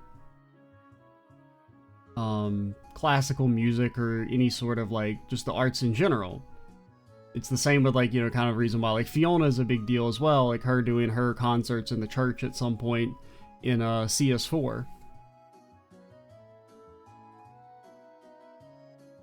So basically having Elliot like carve out a role for himself in society is like one that he's not really meant for. You know, he's encouraged to join the military by his dad and everything, and so that's kind of interesting, right? That he is going very much like counter to what he's expected to do, whereas pretty much every other character, like, they're kind of encouraged to do the path that they end up on. Like, they kind of just follow in the path of their major parental figure. And to a degree, Elliot is doing that because his mom is a musician. But his major parental figure is his dad, and he's going against his dad's wishes to become a musician instead of just, you know, joining the army like a true Erebonian man. Whereas pretty much every other member of old Class 7, like, kind of follows in the footsteps of their parents, right? Gaius is kind of set up to be, you know, the new chief of his village eventually, and like defending Nord. Machias goes into the governmental and like accountability, which is kind of what his dad wants to do. Elisa ends up joining Rhineford. Emma, she's like a witch lady. You know, like, I think the idea that Elliot is kind of doing his own thing is cool. And then getting into CS3 and 4, I actually kind of like that he's the main character that has no business being involved in any of the shit that's going on. Because it basically just means that, like, Elliot is there solely because he's just an absolute bro. Like, Elliot is living his best life in between CS2 and 3. He's, you know, gotten to enroll in the music academy, graduated, he's launched his music career, he's getting to tour Erebonia and spread music to everyone like he wants to. He's living his fucking dream, right? He's at the culmination of his arc at that point, whereas everyone else is kind of still in the process. Elliot's arrived. He's doing what he needs to do and loving every minute of it. But Reen calls him up on the phone and, you know, he's over there in a flash saving his ass because he's just that fucking cool. And basically, like, he has, like, no obligation, really, to help, in the same way basically every other character does, right? You know, Eustace and Machias kind of have, like, their own duty for their job. You know, Eustace feels like it's, like, a noble's duty to, protect the country and everything. Same with Machias and, like, investigating the government during what you're doing in CS3. She's a bracer. She's got, like, an obligation to help people and investigate all these happenings. Elliot doesn't need to be there, but he is because he's cool. Alright? And same with, like, CS4, where he could just sit back and let everyone else handle it, because he's not even suited for combat. He's, you know, the only non-combat character, really. Everyone else has some sort of combat background, whereas Elliot doesn't, yet he's still out there fighting to save the world because he's an absolute bro. Like, he could very easily have been like, nah, I'm not cut out for this shit. Like, I just got, like, a freaking staff. I'm not even, like, a magic lady like Emma. I'm just, like, a fucking dude. I'm gonna go, keep touring Erebonia, play my magic music that can bring people back to life and everything. And you guys, you know, I'll be supporting you. But instead, he's out there in the thick of it, saving everyone, because he's, as previously mentioned, a complete and total bro. And also, I mean, I really like his relationship and arc with, like, his dad. I think it's actually the most well done of the parental arcs, where, I mean, he comes in direct conflict with him, but just through his own raw perseverance and, like, strength, he's able to change his dad's mind. And when he actually gets to fight with him on equal terms with the rest of Class 7, it is a really cool moment. And he gets that kind of resolution that really none of the other characters have when it comes to, like, their parental conflicts. So that's definitely cool as well. All that's to say, you get to go on Oliver tier. Definitely. You're not quite almost Randy tier. I'm sorry, Elliot. I mean, my contrarianism won't let me put you that high. But I do think, unless your waifu is not Oliver, unless your waifu is Fee, which she shouldn't be because she's underage, you fucks, Elliot is better than her. I think that's pretty much everything I wanted to say. I don't know. Like, I think some of the criticisms of Elliot's characters are actually strengths, right? I think it is kind of neat that he's helping out despite not actually needing to during CS3 and 4. And I think it's interesting that he reaches his culmination, like, he reaches his, like, best life sooner than everyone else. because he's just better than everyone else. That's it. Alright, moving on to McBurn. Because, I mean, I would like this video to be under 3 hours. I don't think it will, because after finishing the notes for the rest of this video, I still have like 9 more pages to go. Oh god. And we're 10 pages deep, so we're a little over halfway through the notes at least. And, you know, a lot of these characters will go fairly quick, but there are still some major meaty ones to talk about. So McBurn's an interesting one. He's definitely the best new Ouroboros member added in the CS games. Now, to be fair, actually, is he the only new Ouroboros member added in the CS games? I guess you have Vita. Is anybody else actually completely new? I guess Sharon is completely new. But yeah, I mean, that's kind of like a, you know, a separate thing that I was a little disappointed by, like how few Ouroboros members are actually added in the CS games. But of the ones that are added, McBurn is pretty cool. There is a slight disconnect though when he's introduced in CS2 and he's just like some random dude you've never heard of before throughout any of the previous games, but he's also like stronger than God himself. Which is a little annoying, especially because CS2 in general has a problem of introducing people you've never heard of before, and they're also like way stronger than you because reasons. They're going to beat you up in a cutscene no matter what you do. So when everyone does that, it does make the characters who actually feel like they should be able to do that like a little less special, because McBurn beating you is treated the same way as like Leo and Xeno beating you and stuff like that. Same as Duvali beating you, or like when you fight Duvali, it's like treated kind of the same as when you fight McBurn, despite there being a huge gulf in power there.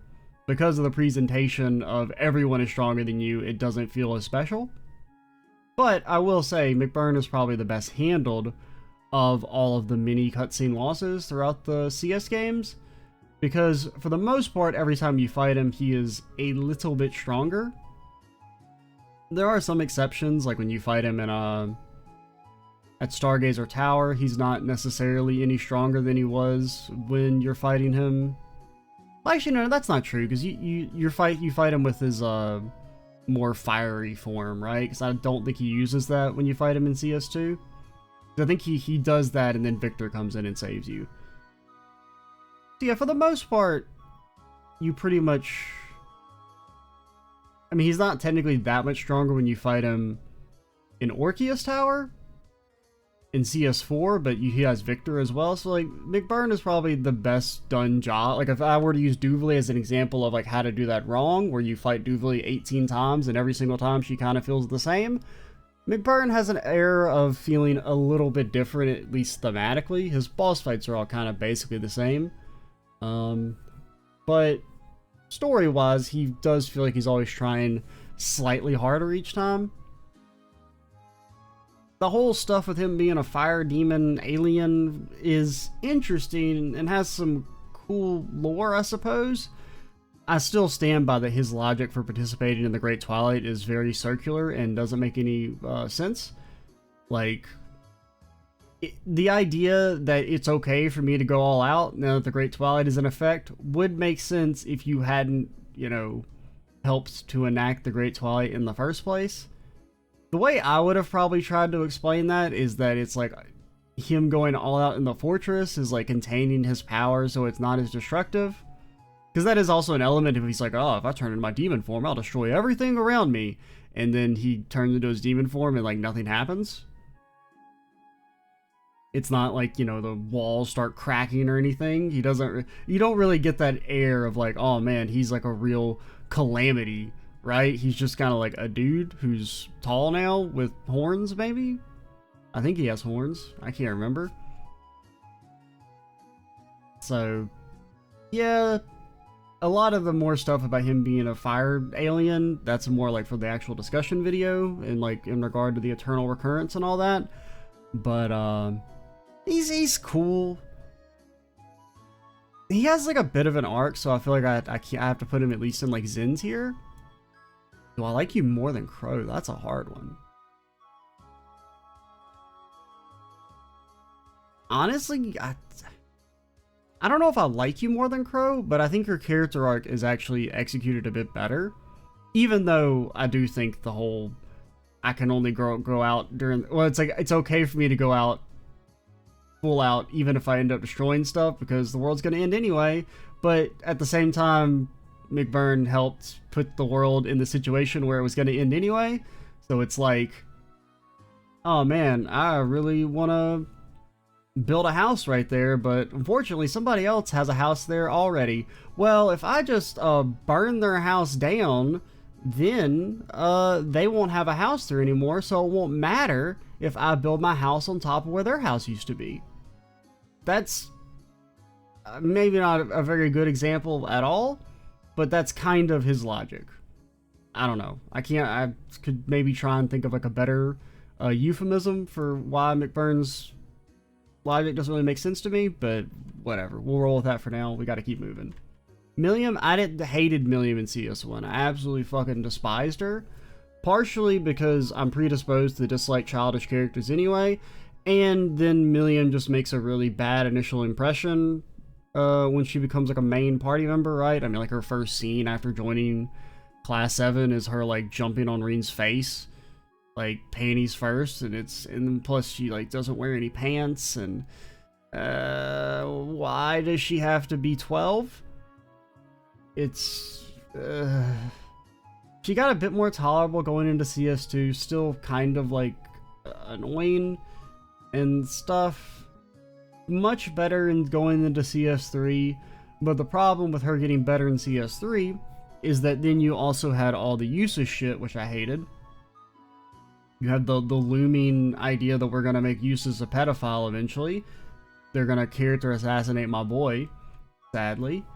And like I just don't know why we have to like if it I mean, you know it's gonna turn, I mean, it hasn't become explicitly romantic yet, but you know it will, because I have no faith.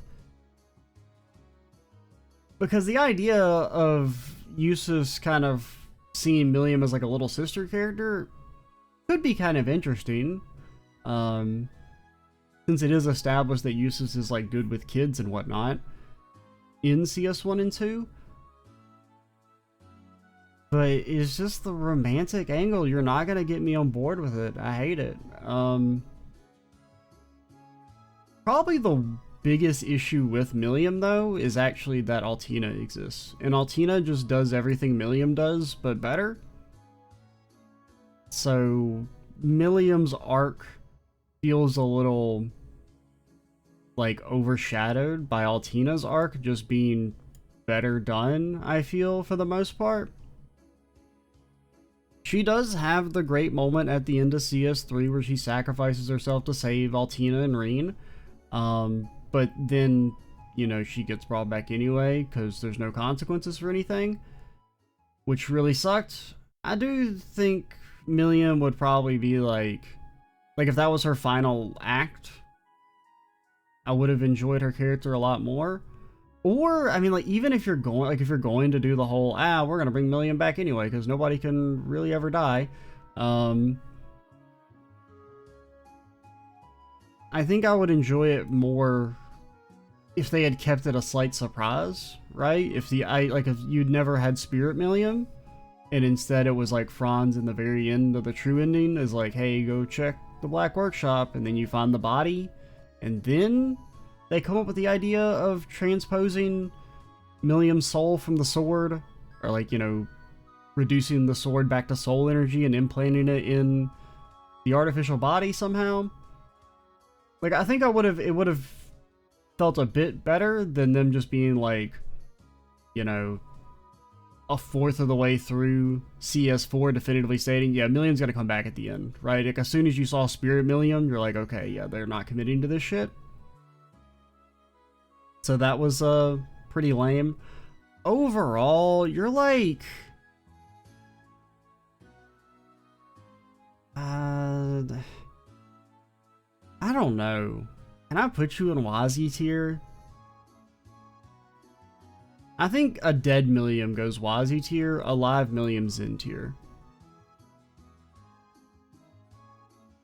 I mean, granted, that's more of a story issue than an issue with her character, but I don't know. I don't feel comfortable putting her up here in Wazzy tier.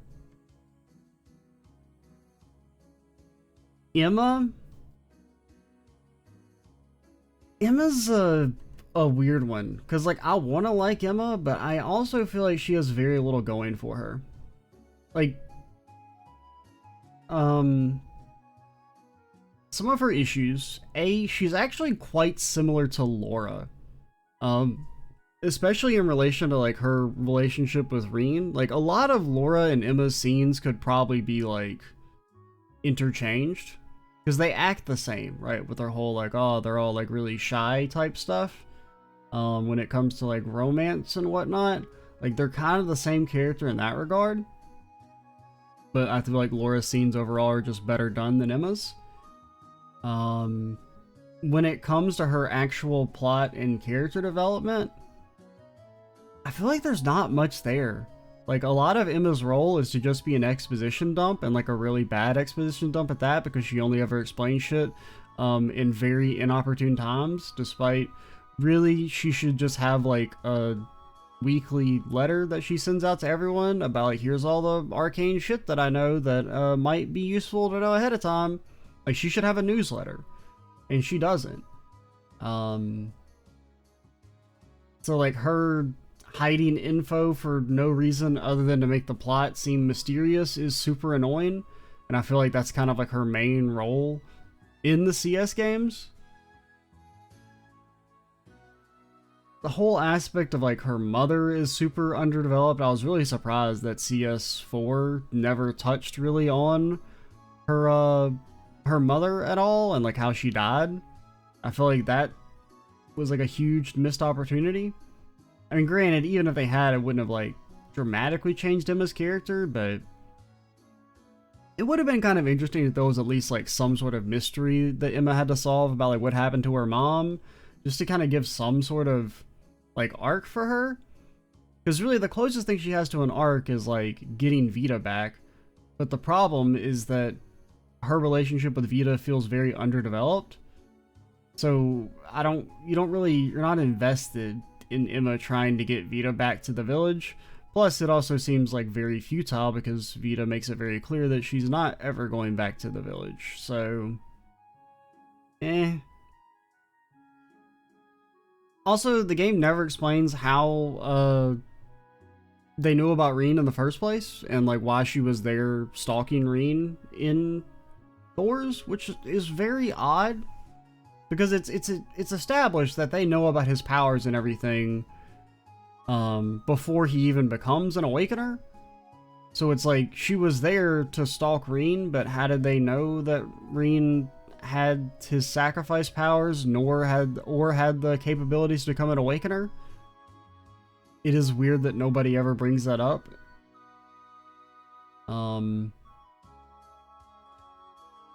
But yeah, overall, she's just kind of like a stagnant character, I feel, and I have a hard time putting you out of Ellie tier. Honestly, I'm gonna put Celine ahead of you.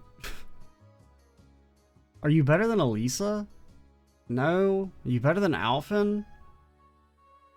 Maybe? Maybe. Toval, my boy, definitely an underutilized character overall, but he does do a good job with what little screen time he gets. I really like his relationship with Reen in terms of like he's like this big brother character, and the way Toval tries to guide Reen. Like in a lot of ways, Toval provides more potential guidance for Reen during CS2, where, and we'll kind of talk about this later when we get to Reen at the end, but you know, a large part of Reen's character arc in CS1 and 2 is that he doesn't know what he wants to do with his life. And Toval kind of has a similar thing based on his backstory in Carnelia, where he just kind of like goes with the flow, and he doesn't really find a meaning and purpose in his life until he gets the idea to become a bracer for mine. And so him trying to direct Reen in like a similar path because he sees himself in Reen is cool. He has like a lot of just, you know, I mean, the scene with him at the church in his Bond event in CS2 is like super memorable. honestly, I'd have a hard time, like, I have a hard time remembering most of the Bond events in CS2, but that one's still, like, stuck there firmly. I also like how he has, like, a distinct identity as, like, the Art Lord is pretty cool. So he's just kind of like he's like a cool guy. He's a fun character. It does suck that he becomes a victim to the fake out death nonsense, but he does get to stick around, which is cool, and we'll maybe eventually get to see Ein mentally abuse him, which could be fun. Also, this is a stolen joke, but the game does lock the true ending behind hanging out with Toval, so he gets to go in Oliver tier. Do I like you more than Elliot? Holy fuck, that's hard.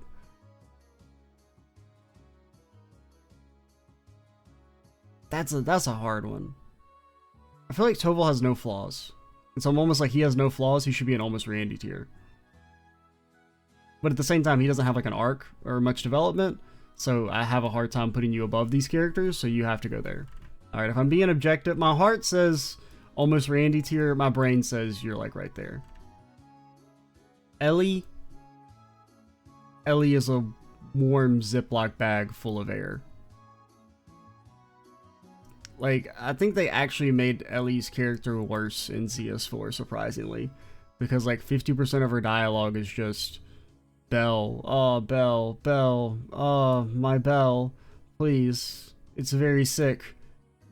And then you have like that whole side quest with her mom that has the most anticlimactic ending ever, where like the mom never even like really apologizes for like being a deadbeat mother. It's just her character super underutilized. And like, you know, I was never really a fan of Ellie in Zero and Azure. Like, she was easily like the most underdeveloped character, and I guess that just kind of holds through into CS4. She's just very boring. Altina, a character who is not a Ziploc bag full of warm air. Arguably, I think the best character in CS3 in like a vacuum. She has like a great pivot from being a kind of nothing character in CS2.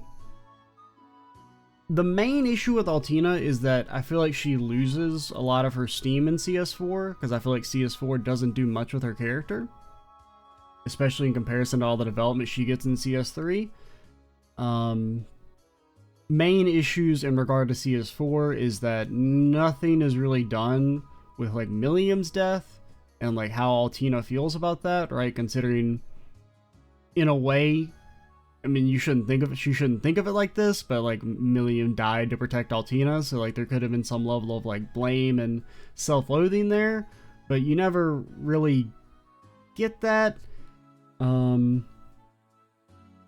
But, I mean, her actual just, like, kind of overall personality development in CS3 is really strong, and I like a lot of her scenes and interactions with, Green and the rest of the cast. There is also the setup of a romance between Altina and Reen in CS4, which is really, really bad. There is technically, like, some okay chemistry there, and if they didn't make Altina a literal child, maybe it would be okay. And once again, when I say a literal child, I don't just mean that she's short, I mean she's clearly coded to be a child. Like, all of her dialogue and everything, she's meant to evoke a childlike feeling. So trying to set up a relationship there is always going to feel bad. If it had been like just a pure older brother thing and not like a creepy anime older brother thing, it would have been kind of okay. But yeah, overall, like, I mean, I feel like the quibbles I have with her CS4, like stagnation, don't really do enough to negate just like how strong her characterization is in CS3. So I think she can actually get advanced to the almost Randy tier still. Do I feel good about that? I don't know, because I'm like, I feel like you and Yuna are like this very similar. And so it's like, I feel like if I put you up here, I have to put Yuna as well.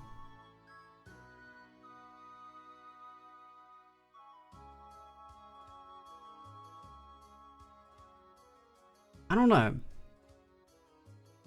That's a hard one. Because really, like, I mean, if I think about it, right? I have all the same issues I have with Yuna that I do with Altina. So honestly, I can't put you in the almost Randy tier. I talked myself out of it. Rosine, I mean, you have to be in You Technically Exist tier. I do like you. Like, you're an okay to good character. You just kind of like exist for the most part. I don't know, you're better than Campanella, I guess. I don't really know what there is to say about Rosine. Her being a squire is kind of neat. That's it. I don't know. She just kind of vibes for most of her existence. Sarah, she's enjoyable all around, but she does kind of lack a cohesive arc. I liked her role in CS 1 and 2 as like this instructor that's just kind of like flying by the seat of her pants, making shit up as she goes along. That's kind of cool. The issue is that she kind of loses that going into like CS 3 and 4 especially, where she's just kind of like another member of the gang, where she's kind of lost her like instructor role. And so I feel like at that point her character doesn't really have much direction at all.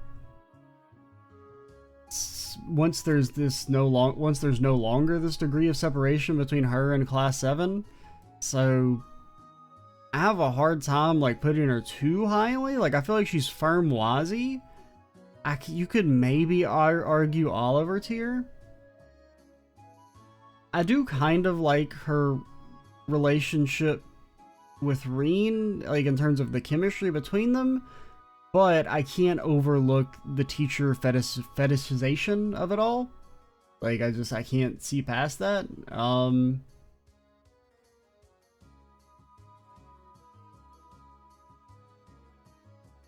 I think you can go here. I feel pretty good about there. Do I think Toval's a better character than Sarah?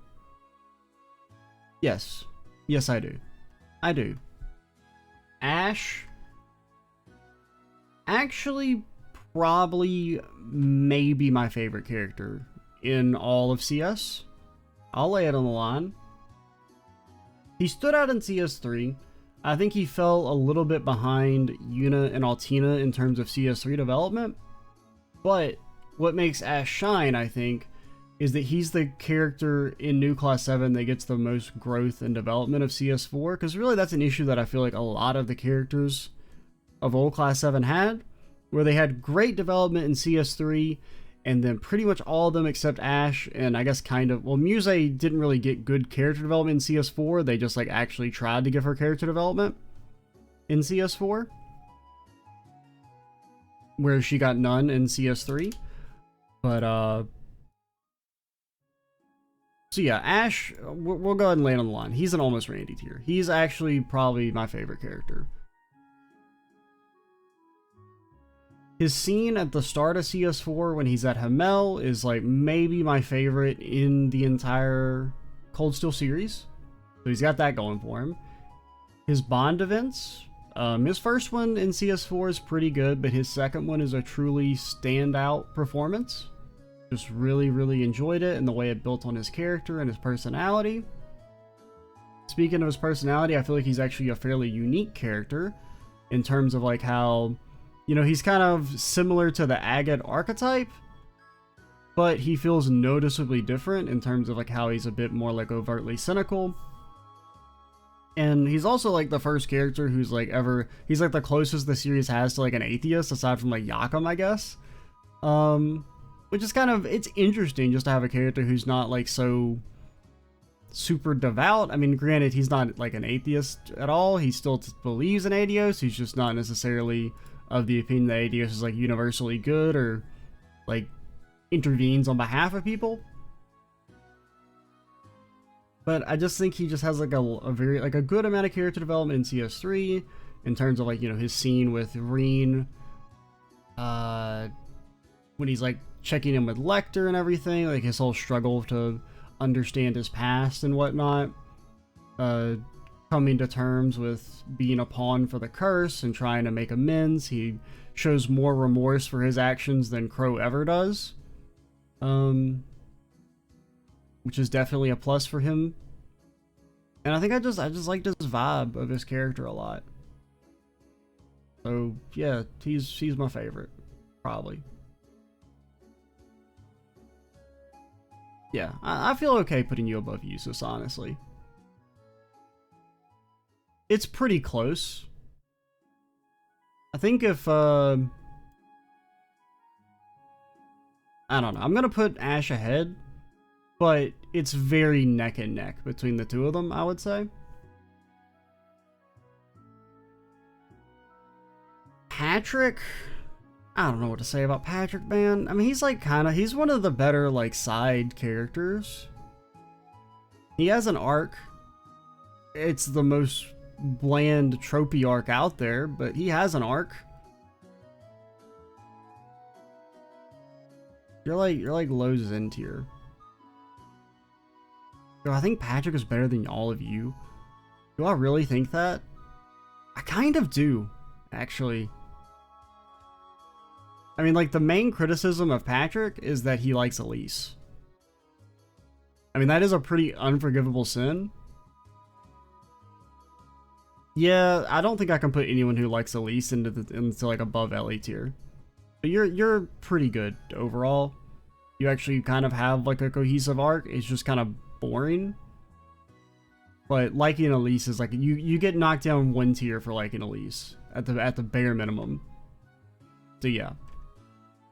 Next is Sharon. Sharon's a weird one. Rated bottom tier in my CS1 and 2 tier list. I absolutely hated her character in CS1 and 2. Partially because, well, she doesn't have a character in CS1 and 2. She's horny maid. That's it. That's the depth of her character. She gets a little bit more in CS3 and 4, but she's still, overall, her arc is very messy and not that cohesive. The aspect of her returning to Ouroboros at the end of CS3, honestly, they never really made that seem sensible at all. Like, that's not really explored that well. It just kind of felt like, we want to make Sharon a villain, so she's gonna like rejoin Ouroboros. But because, I don't know. I would have preferred it more if it had been like, she actually like signed her oath to the Reinford family to Franz and not Irina, and so she's actually not loyal to Irina, but instead she's loyal to Franz, so when Franz reveals himself, that's why she rejoins Ouroboros. Honestly, like, I don't really know why she rejoins Ouroboros. And to a degree, that's probably me just, like, forgetting shit, but, like, I think that's also a bit of an indictment on the story and her character, of not doing enough with it to make it seem like it was a sensible decision that had to be done, or anything. I don't know. She just kind of has some lines about how her contract is up with Irina, and so now she's like, I'm an evil lady. I do think like her character probably should have been more focused on, like, eliminate pretty much all the horny maid stuff and focus entirely on her as Elisa's like real mom, right? Like as her like a kind of adoptive mother, because Irina is so emotionally distant that instead you kind of have it presented more as like Sharon is Elisa's real mom would be kind of interesting and kind of help deepen their bond and make that seem more like have more investment in the whole Elisa's trying to get Sharon back stuff. But as it stood, I just felt like their relationship was a little underdeveloped. Also, I was really disappointed with the reveal of Sharon's backstory in terms of, like, really it's just its presentation. It just being like a 2 to 3 minute scene where Sharon's like, this happened, was kind of anticlimactic considering how long they had held out on telling you about Sharon's character. So it being such an anticlimactic, just her passively telling you what happened was kind of lame. And then I guess also finding out that like the whole idea that she was even in debt to Irina in the first place is like completely ridiculous. It was like a complete false pretense, right? When it turns out that Franz is the one who attacked her. It's not that like shit went bad and she accidentally killed Franz. It's that Franz attacked her because he went crazy and then faked his own death. So yeah, I don't know. maybe it would have also been interesting if like she had actually been like misled by Arena into thinking that she had killed Franz, and like the whole idea of her being in the contract was on false grounds. But I just don't think I can put anyone who simps for Irina out of the Ellie tier.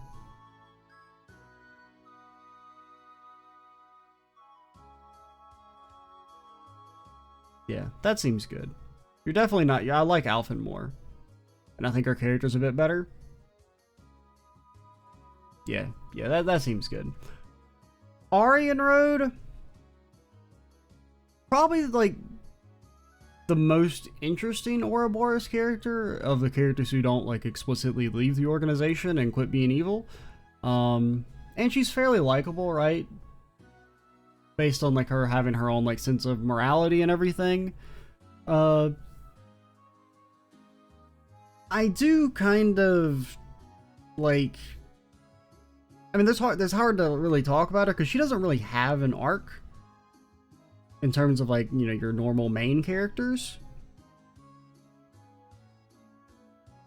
I guess my biggest beef with Aryan Road is that I feel like the reveal of her actual plan is dumb and selfish. But the game does actually call her out on it at least, so I'm not as annoyed by it. Because, like, I don't mind characters doing dumb things as long as the game, like, they get called out for being dumb. So the fact that Aryan Road's plan wasn't presented as, like, some, oh my god, she's so genius, what an amazing sacrifice she's done by, you know, first step, put the world 2 steps away from ending. Yeah, alright. Any plan that involves that's gonna be kind of hard to, back. But, like, I mean, she's fine. The scene with Duvali right before her death is really good. It does suck that she got killed before anybody could think to ask her, hey, yo, what's up with the Grand Master? That's the only reason she actually died. It's not because Rufus is a dick, it's because we couldn't deal with the cognitive dissonance of, why don't we ask her about the Grandmaster, since it's also implied that Aryan Road isn't actually loyal to the Grandmaster. That's kind of like the vibe they present when they explain like why she joins Ouroboros, that it's more an ends to a mean, or means to an end. Because like, you know, because Vita at least is like completely loyal to the Grandmaster still, but Aryan Road, you would definitely think like she should have to explain stuff, and that's why she had to die, because she would have committed a cardinal sin in the Trail series, which is actually explaining what the fuck is going on to anyone ever. We can overlook murder, you can come back from that. We can't overlook you potentially having to explain stuff. Absolutely not. Shara, I mean, you're here, you're a returning character. You don't really like do anything. Really, I feel like you're more just to enable Oliver. Like, I mean, I do like the whole, like, the cementing of them having a real relationship is kind of neat, but Shara herself does, like, nothing in CS4. Kind of sucks she's not a playable party member, but, she would have probably sucked anyway if they're triple win slots. Gross. Granted, win slots aren't as bad in CS games as they are in Sky, at least, so, you know, maybe you wouldn't have been so bad. Anything else to mention? No. It does suck that she like doesn't do a single thing really in CS4, which is a little lame. Scarlet. Also, what the hell is this? Go down here. You definitely belong right there. Why would you be put in filler? You cannot be redeemed, player. You have to burn. Scarlet. Scarlet sucks. Like a lot. I don't know. She's bad. And to use Reen's words, what you did could never be forgiven. Fuck off. Rutger? He's cool. Not necessarily because of his own character, but in the way he enables Fee's character arc. I mean, he's like a likable guy for the most part. Kind of not too much to say about him because for the most part, he exists to enable Fee's character arc. He doesn't really have much of one on his own. His final scene is really great. Like the personal moments between him and Fee is really impactful. I do kind of think his like logic of like, oh, I'm just doing this because it's a job and I'm a Jaeger is like a little bad, because it's very clear that the Jaegers I mean, as I think I said in the video, right? If we gave you a pile of money to shoot Fee in the head, you wouldn't do it. So even though that would be just a job, it's very clear that like he has some level of like, there's things that he won't do for money. So being like, oh, we're just doing this because it's a job and like we're obligated as like Jaeger honor is like kind of a weak cop-out. But he's good. I think like we can put him above Zen tier just because of the strength of his final scene. And also he actually gets props for like fucking dying. Like actually just being dead. Bardius, you have to go and you technically exist here. You're kind of cool, but like you don't do anything. Yeah, you can go there. I don't know if there's anything really even this. Like, I struggle to even talk about Bardius' character. He's just kind of like a dude who exists.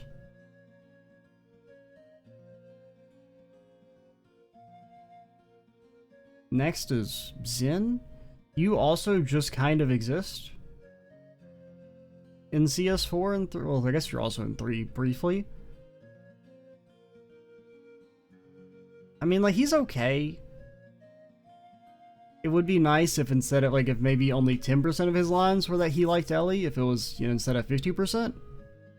Because I feel like they do just kind of, like, fall on the crutch of, like, okay, then he talks about Ellie, like, every second sentence. If it was just something that was established in CS3 for, like, people who didn't play Azure, it's like, hey, he has a crush on Ellie, and that's why he does things, and they didn't constantly bring it up, would be a bit better. But for the most part, he just kind of exists. I mean, he's cool because he does help out the gang and everything, I suppose. But yeah, Rufus. I mean, let's go through him game by game. He was okay in CS1.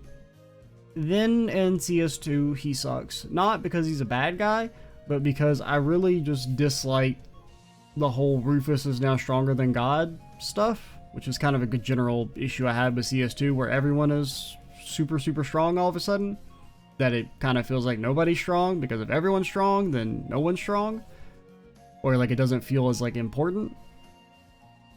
Mainly just because like in CS1 he's never presented as like someone who's super martially competent.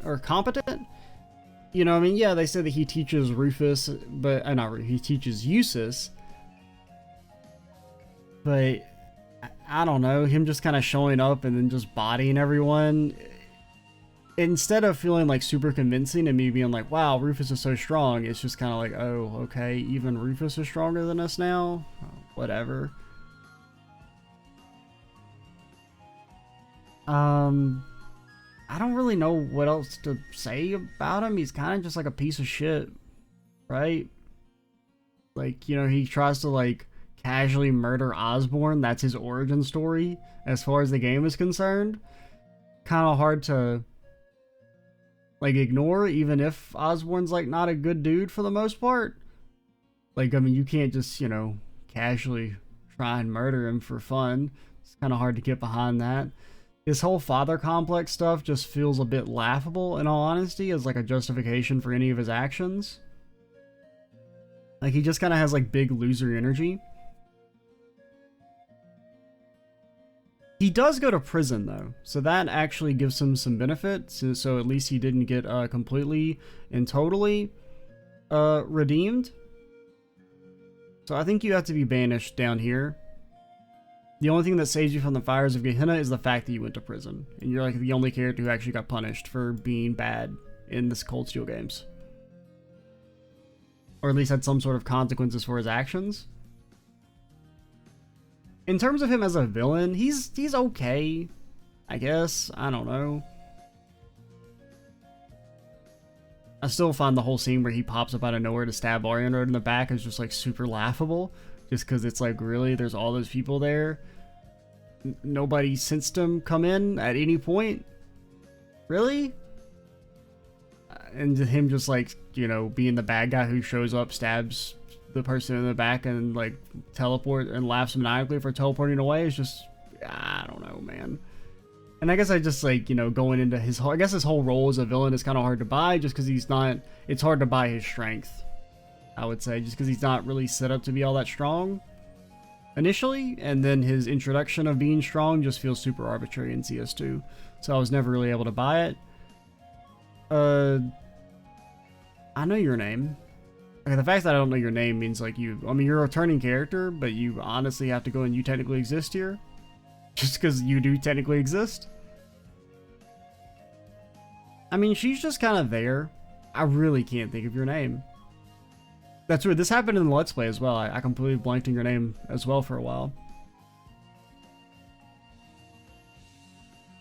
What is it? 'Cause I keep thinking something. Cecile? Is it Cecile? Because I was thinking Celine, but you're a cat.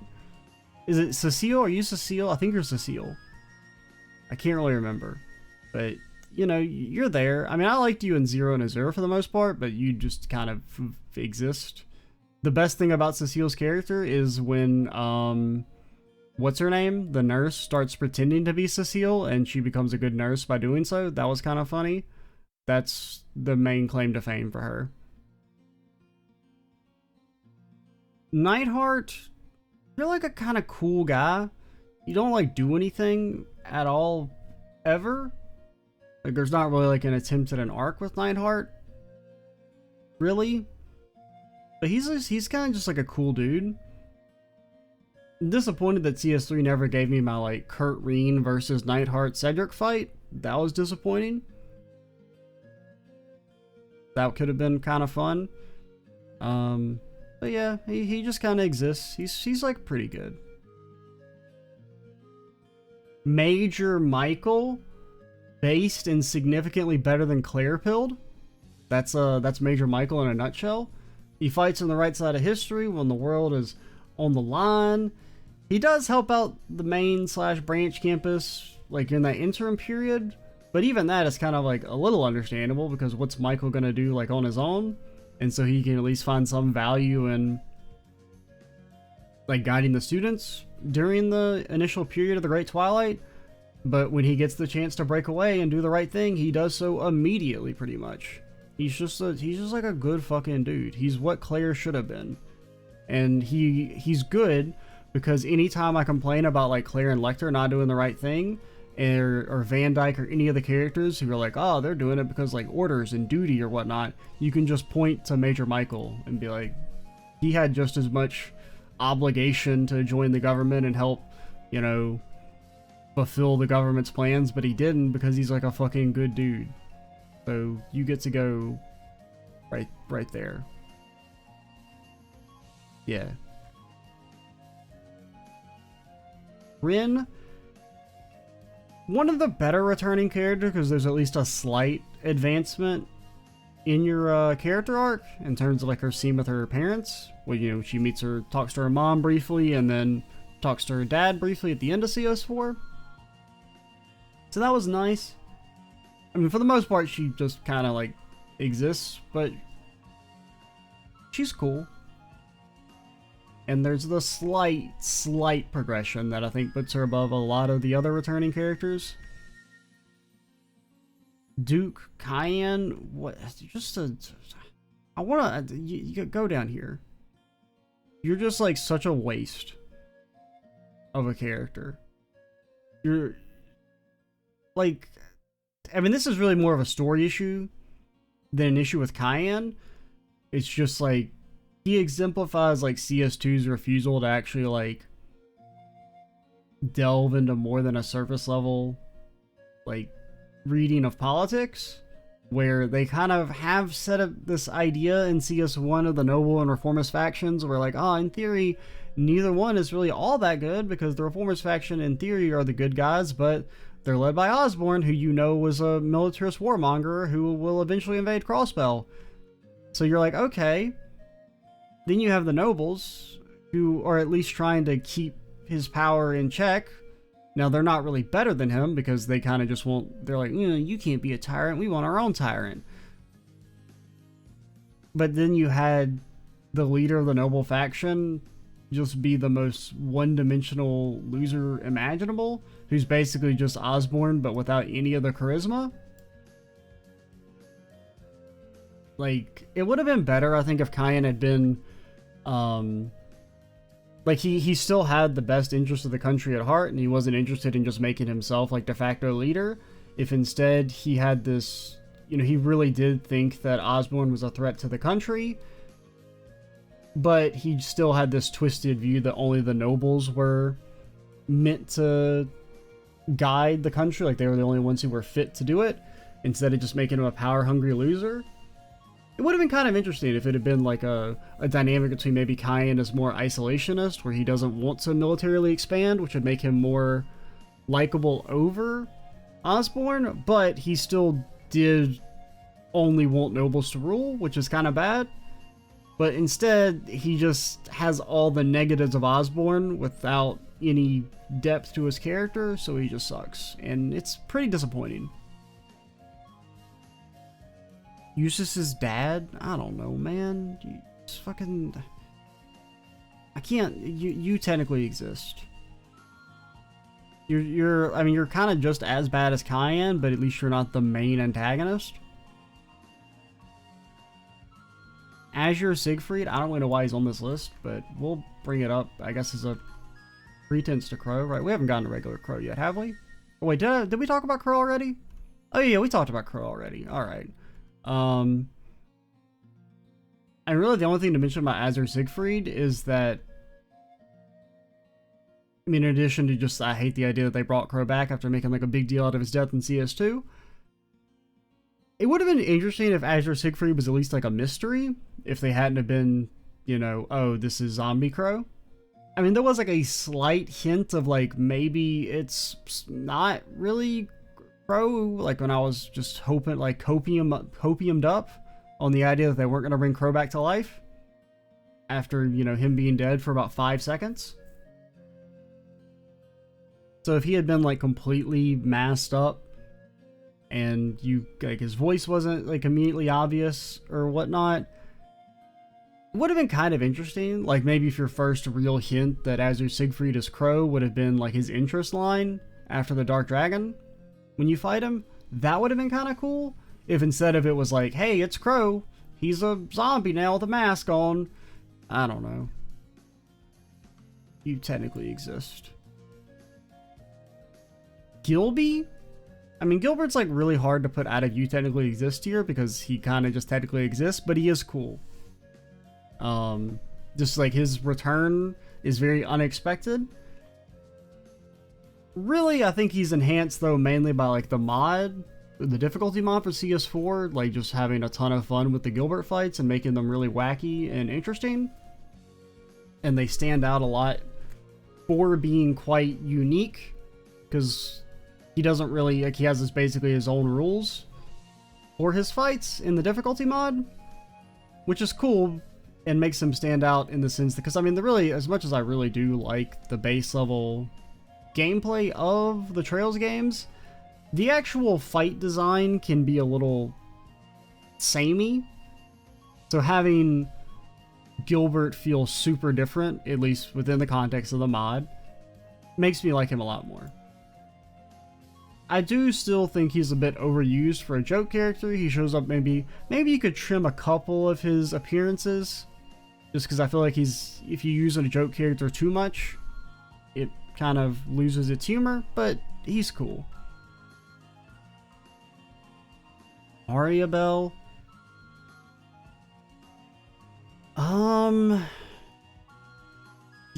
You're just boring. You have the same problem Franz has, where you're just like bad Wiseman. I think I slightly like you more than Black Albrecht. Really, I mean, the biggest issue I have with Mariabelle, I mean, A, it's my beef with her and Azure of like just kind of, I feel like Azure would be a better game if she wasn't in it. And then also making Ellie even more boring by only having her talk about Belle. Like the fact that like it just makes Ellie seem kind of dumb that she can't recognize that Mariabelle never really saw her as a friend in the first place. Like I don't know what to say about Mariabelle. She's just boring.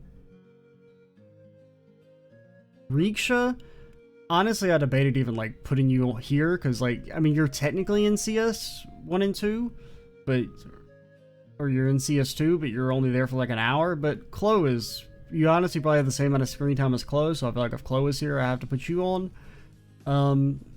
You're okay for your like one brief little sequence. I do kind of wish she had been in the game more though. That would have been cool. Or like even if they just like talked about like more specifically what she's supposed to be doing during CS3 and 4.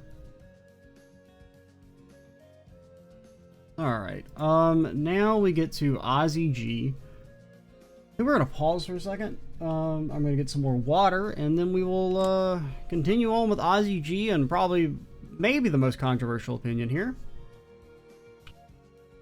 Alright, so Ozzy G. I don't like Osborne. I think this is gonna be probably the more controversial takes. Now, for reference, I used to like Osborne. My core issue with Osborne is that the more extraordinary he became, the less interesting I found him. Like, his initial setup going back to Sky 2 is really cool. You know, you hear these whispers of the Blood and Iron Chancellor who is like formed modern Erebonia and like is kind of the de facto ruler of the country despite it being a monarchy with an emperor and everything. So that there's like, you know, immediate interest there. He gets introduced in Sky 3 very briefly, and just kind of getting to see his like cold charisma is cool. You know, the smile on your face while stabbing you in the back. Then you actually get to meet with him directly in Azure. You see his death in CS1, so it kind of feels like, oh, he can actually, you know, he's the super cunning, smart guy, but he's vulnerable. He can make mistakes. He felt like this competent character that was cool because of how he was able to wield this immense influence in like a world of demigods, despite being just kind of like a normal dude. But once they said, no, he's not a normal dude, he's actually the strongest in existence, I just kind of lost interest, right? And I think really the turning point was CS2 when he shows up and he does this whole I'm taking back the Phantasmal Blaze plan, which A, doesn't really make any fucking sense, and B, even after revealing that Osborne's the strongest in existence, I still stand by if Ouroboros just like teleported the entire squad into his office, Osborne's fucking toast. He can't hang. But with that being said, I think that was kind of the start of it, when they established that Osborne's like stronger than Ouroboros, and then going forward in CS3, we're like, he's an invincible zombie. He's an invincible zombie with the strongest Divine Knight. He's an invincible zombie with the strongest Divine Knight, and he's stronger than Arianrhod in direct combat. He's an invincible zombie with the strongest Divine Knight, and he's stronger than Arianrhod in individual combat, and he's got the legendary soul of Emperor Dracos inside of him. Like, they just gave him way too fucking much, and I feel like it undermines what initially made his character kind of cool. Because he was cool back in Sky 2, 3, and Azure, and CS1 before he was the strongest in existence, and he was just like a fucking dude who was really smart and cool. And so I feel like giving him all these superpowers really undermines that.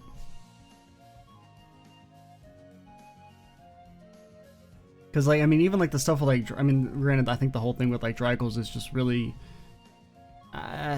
messy. Maybe the best way to put it.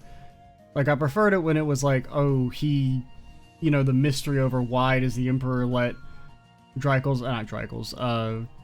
Osborne have free reign is because, like, maybe he's, like, you know, out-manipulated the Emperor and, like, forced himself into this position of power. Like, that's kind of cool. And it comes out that it's just, like, the Emperor respects the fact that he has the soul of Dracos and lets him be the Emperor instead, which is stupid, because Dracos fucking died, and Osborne never thinks of himself as Dracos. So that's like kind of the aspect of how it's messy, where a lot of the characters just treat him as if he is Dracos, despite Osborne himself not really seeming to have any memories directly of being Dracos, and he never considers himself Dracos. So honestly, I feel like you could delete the whole idea that he's Dracos entirely, and the story still pretty much works.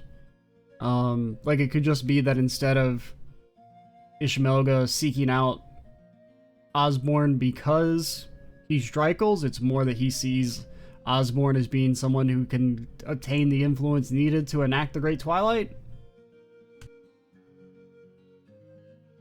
Or he could just have his, granted that's like I have my own issues with like Ishmelga as like a story device that we'll save for the discussion video. Basically, I think Ishmelga could have been deleted from the game and it still works to a degree. Or I think Ishmelga should have been presented highly differently. But I just kind of feel like the Dreikel stuff is very random and doesn't add that much to his character. And I feel like it was a decision that was mostly just made because of how cool it would be to fight Dreikels as the final boss, as opposed to it really being something that made logical sense and like had to happen for the story to work. Basically, is kind of how I feel about Osborne and Dreikels. And I didn't like them getting Osborne to act all like, oh, my dear son Reen at the end, when Osborne had done nothing but treat Reen like garbage, even in situations when he didn't have to.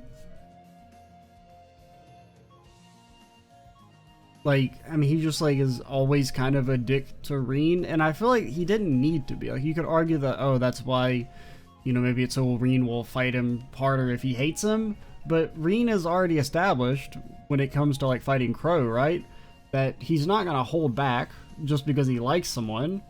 You know, he could have seen Osborne as, like, his true dad, or, like, maybe not his true dad, but, like, as, you know, someone who's not just a complete and total dick to him all the time. And he still would have fought just as hard at the end of the day. Because it was the right thing to do. So I don't know, it just kind of felt like really bad to me to have Osborne be all, oh, my dear son Reen, I've always been wanted the best for you, when, you know, previously in like CS3 he refers to him as his worthless son, when he's like, you know, just talking to the Ironbloods. If anything, that'd be the time when he could have been normal, right? Because it's not like Ishmelga gives a shit if he treats Reen bad or not. Like, if anything, as far as Ishmelga is concerned, Reen is like not even important in the slightest. I don't know. It's just, I just feel like really his character is pretty messily done overall. I think out of respect for like the fact that you were once a really cool character, you can stay in Zen tier. Just because I don't know, man. You're just okay.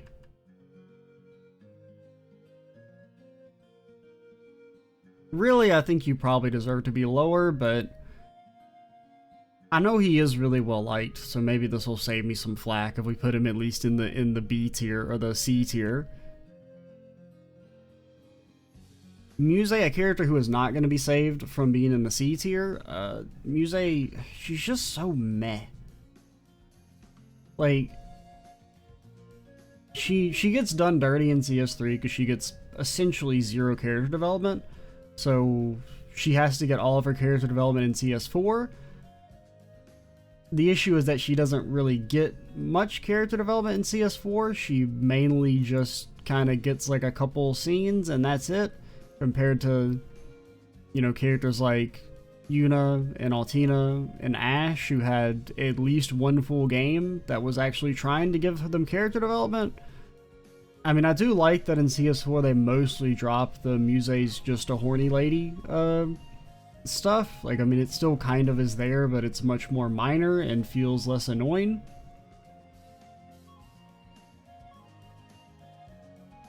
Basically, kind of some of the base level issues with Muse is that she's very clearly kind of meant to be a retread of Oliver, but she's just not nearly as effective as Oliver. You know, she's too perfect. She only ever really, like, the only mistake she ever really makes is, like, I mean, she didn't know about the Radiant Wings, which on one hand you could say, like, oh, that's cool because look, it's something Muse didn't know. But on the other hand, it's almost like Muse knows about much more like arcane bullshit than the Radiant Wings, which in hindsight, which really you kind of, considering how many people are in on the Radiant Wings, it doesn't actually make any sense for her to not know about them ahead of time. Because, I mean, a lot of people are shown to be in on the Radiant Wings when they come flying in. and they've got like a full crew and everything. Like, really? I feel like some of that information should have, you know, slipped out, as opposed to, like, I guess it's like they almost go too far to where it's like you've already set Muse up as basically having like precognition, essentially, which honestly, if they just gave Muse precognition, I would actually find her character less annoying. Or like just her whole like, I'm so perfect, I can predict everything because I'm so smart. If it was that she actually had like the ability to like kind of sense the future, would be neat, I suppose.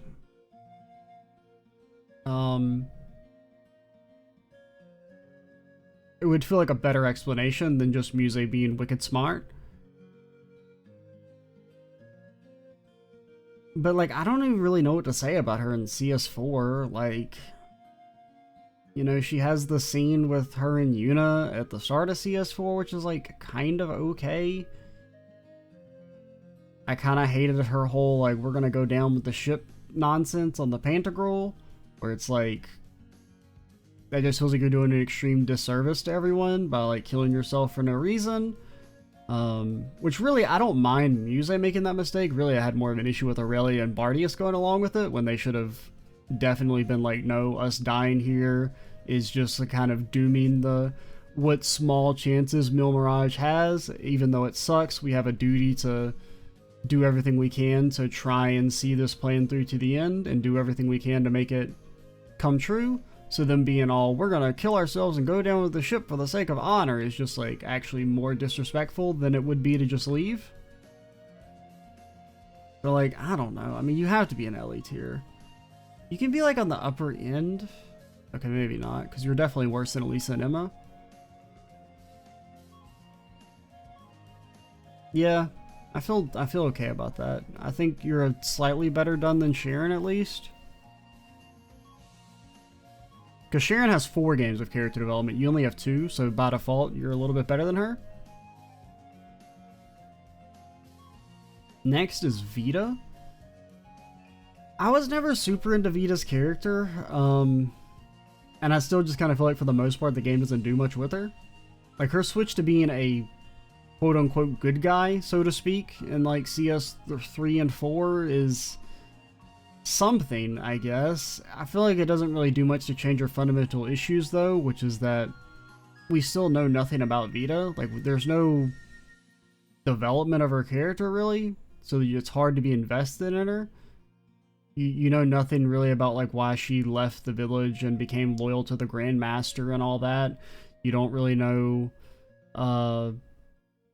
like her relationship with Emma and even Crow is pretty underdeveloped. It would have been kind of interesting to have been more of stuff between her and Crow, considering she's kind of set up to be like a guiding force for him when he's younger, but they never really talk about it. And also, in terms of like her villain aspect, she's just not cool. Like, she doesn't have a cool factor, so she doesn't really work as a villain either. So she just kind of like exists. So she goes in you technically exist here. Are you better than Mariabelle? You host Abentom. That makes you slightly better than Mariabelle. Yeah. V, I don't. You're a character. V, I mean, he kind of has the same issue of Scarlet, where just like the Imperial Liberation Front as a whole, where they're like not actually a ideological organization, which was pretty lame. So it's kind of hard to, you can't even see them as like flawed freedom fighters. They're just like, we want to kill Osborne. Like, oh, okay. That doesn't really justify murder, my dudes. And then V's reason for wanting to get revenge is even more ridiculous, because he's like, oh yeah, we were going to kill Osborne. Well, we weren't really going to kill him. Now, of course, Osborne technically has no way to know this. So, I mean, really, Osborne wiping out V's crew is, like, probably one of his more, like, normal actions, because all Osborne knows is that some Jaegers have been hired to attack him. Plus, Osborne already has some fucking history with Jaegers attacking him, so it kind of makes sense for him to go full Scorched Earth. So it's kind of hard for me to care about V getting his vengeance when I'm like, well, you kind of started shit in the first place. Like, fuck him. So, yeah, I don't know. V kind of sucks. Zeno is basically carried by, like, I really like his English voice actor. We love the Jumpy doll. He's cool. That's kind of it. That's kind of all I have to say about.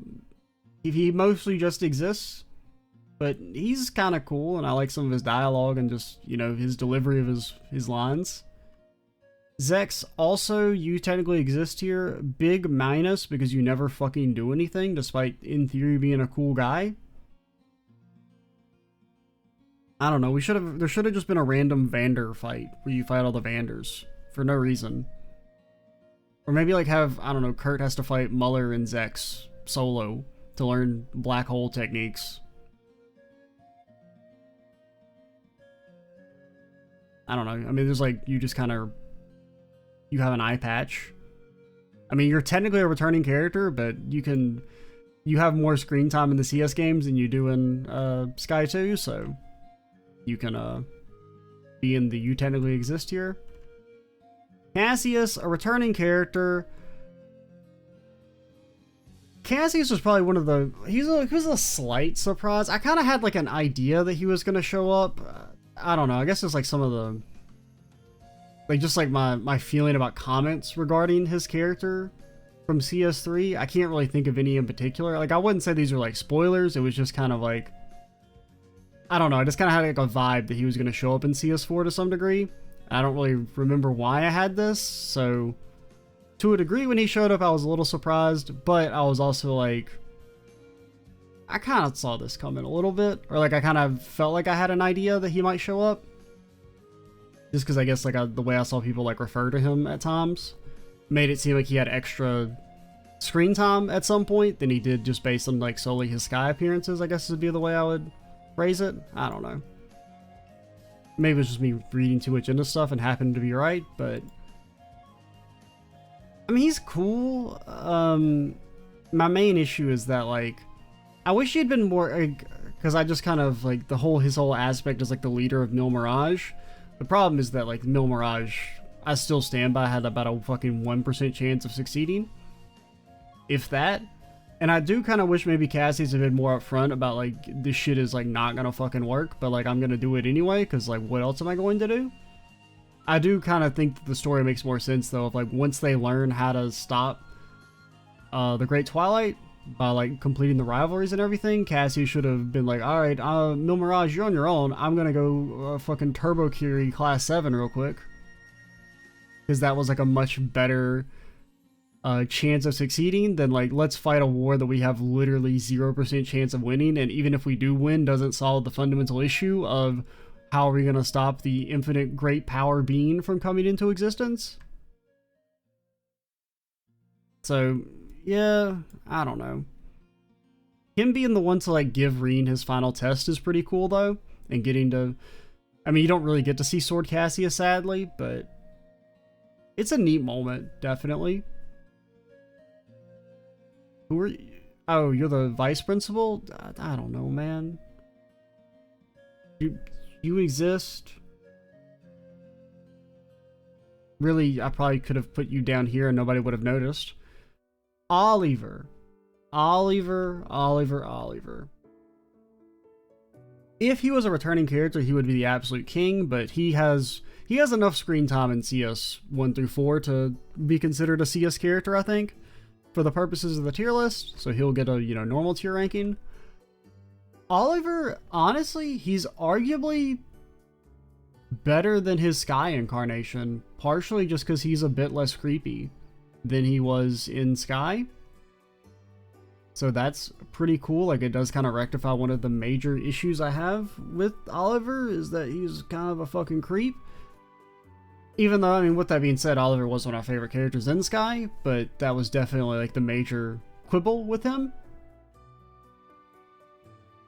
So, I mean, you know, he's kind of has like a pretty big role in all the games, right? I mean, his role in CS1's pretty minor, but like starting in CS2 with like the Courageous and everything, it is a little weird that Oliver just kind of hands the keys to his state-of-the-art ship over to a bunch of children, but that's not really his fault, that's more the story's fault. Getting to pal around with him in Crossbow in CS3 was absolutely great, and I really liked that he was like super OP, like kind of the same way he was in Sky. The main issue with Oliver in terms of the CS games though is his fake out death. Which sucks, because honestly, I mean, if they had committed, Oliver's death would have probably been the most powerful moment in the entire series, but it's completely sullied by it's not believable, both because it's kind of hard to believe the character, like, they would actually kill Oliver off at that point, and the fact that, like, he gets one phrase, he gets, like, 2 sentences before they kill him off. It's like, okay, yeah, there's no way they're actually following through with this. And even if they had, like, it would have kind of been anticlimactic to have Oliver die so suddenly. I still kind of stand by, like, the way that scene should have been worked, or should have been done, is Oliver basically, like, the ship is going down and he gives, like, one final speech to everyone, like, as the Courageous is self-destructing, or not self-destructing, but, you know, crashing. He gives, like, one final speech to everyone assembled to keep hope going into the Great Twilight now that it seems to potentially be inevitable, and to keep fighting onward and whatnot, and to be the light of hope, or, you know, some cool speech stuff that I can't come up with on the top of my dome piece right now, which would have been, like, really potentially powerful. But instead, you know, he just gets, like, he says, like, I'm sorry, Shira, and then quote unquote dies. And I think it's made even worse going into CS4 when they, like, pretend that, look, we did actually kill him off, and you have all this stuff like the Bond event with Alphen and whatnot, where the game tries to get all this stolen emotional valor. Like, they try and get all the benefits of killing off a major character, emotionally speaking, without any of the consequences, which I just actually hate, because I'm just of the opinion, because, I mean, sometimes I've seen this response that, like, to the idea of being annoyed at fake out deaths, is that it's not that I want characters to die all the time, it's that I think death should actually be a really, really big deal in stories. So when it happens, it should be super impactful, and whenever you have a fake out death, you're trying to get all the impact of killing off a character, which should be a huge deal, with none of the consequences, which is the consequence that the character is gone, and their arc is ended. So I do think that, I don't really hold that against Oliver, though. That's more of like a story issue, I think. I enjoyed the Panticle stuff, like his, you know, re-entrance and everything for the most part. I had a hard time, though, just getting over the bad taste in my mouth of bringing Oliver back. Some, like, actual more criticisms of Oliver's character, though, I do think it would have been nice if there'd been a bit more stuff between him and Cedric, especially, like, as it relates to, like, Cedric being evil or whatnot. Like, it would have been kind of nice also, even if in like during the Imperial Fortress, if, like, Cedric, or not Cedric, if Oliver had been able to, like, come through the comms to talk to Cedric at some point, that would have been kind of cool. Or even just, like, the scene in CS3, like, after you fight the Dark Dragon, where you see, like, Cedric and Oliver hug, if there'd just been, like, a little bit of brief dialogue between them, maybe Oliver saying that he's, like, proud of Cedric or something like that, would have been kind of cool. Like, just to kind of, like, have more build-up of their relationship between each other, which would maybe make Cedric's betrayal of Oliver feel, like, even more impactful. But honestly, I do think Oliver, I think he gets to rise above Oliver tier and actually be an almost Randy tier. He's just good. Like, he retains all of his fun and cool interactions from Sky, but they tone down the creepiness slightly. And I enjoyed that. You know, I also kind of like the, you know, kind of talking about earlier with Muse, how Muse is just a worse Oliver. I like that Oliver kind of gets outplayed. Like, during the Civil War, he loses out to Osborn. And he loses out in CS3 to not seeing the bomb, and while he does get saved by the plot, him making those mistakes and also being able to recover from them with the Radiant Wings is really cool. And it makes him feel a lot less perfect than Muse comes across as. And it makes his like smarts feel more genuine, I guess. Nielsen, I don't know, man. You're technically a returning character, but you're also big. You technically exist here. I mean, he's neat, I guess. I do kind of wish they were a little like less on the nose with like, yeah, he's definitely like fucking evil, but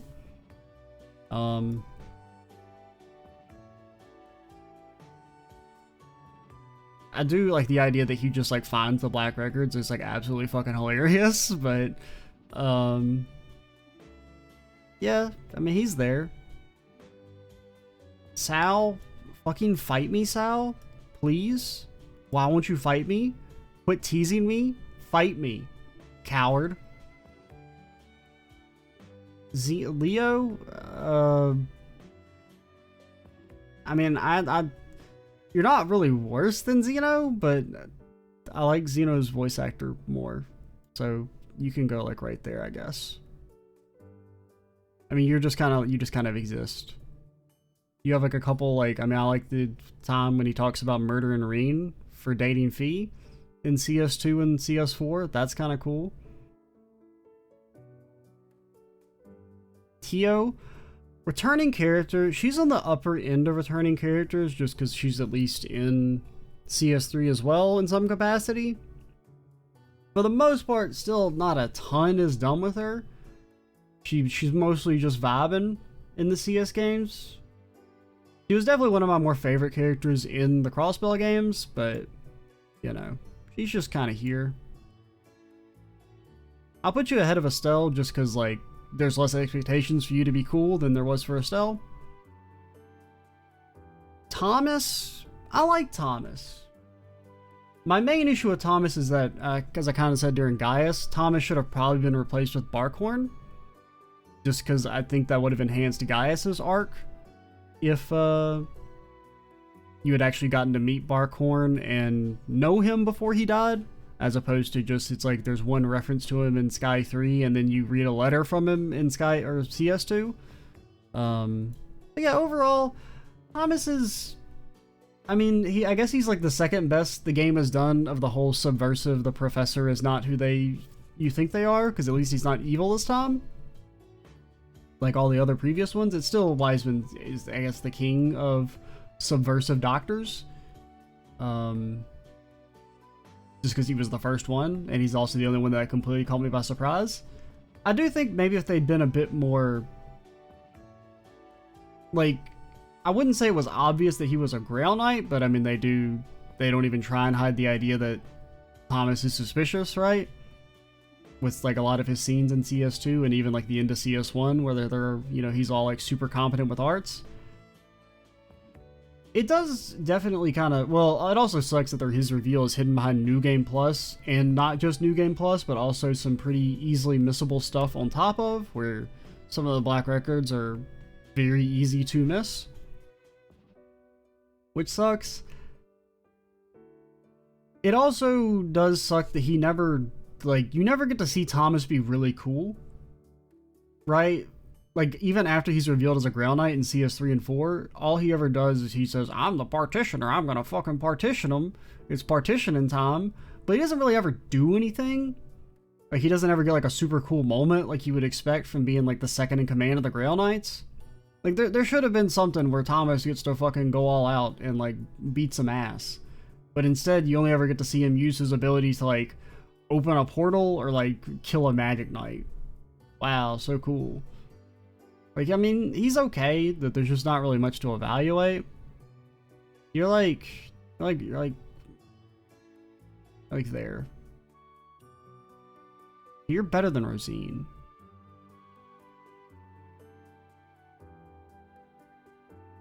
Yeah, we'll go with that.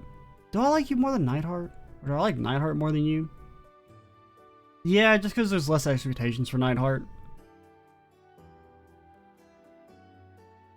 Schmitty, I'm pretty, like, on Schmitty. I mean, he's better than Irina, but, like, only just.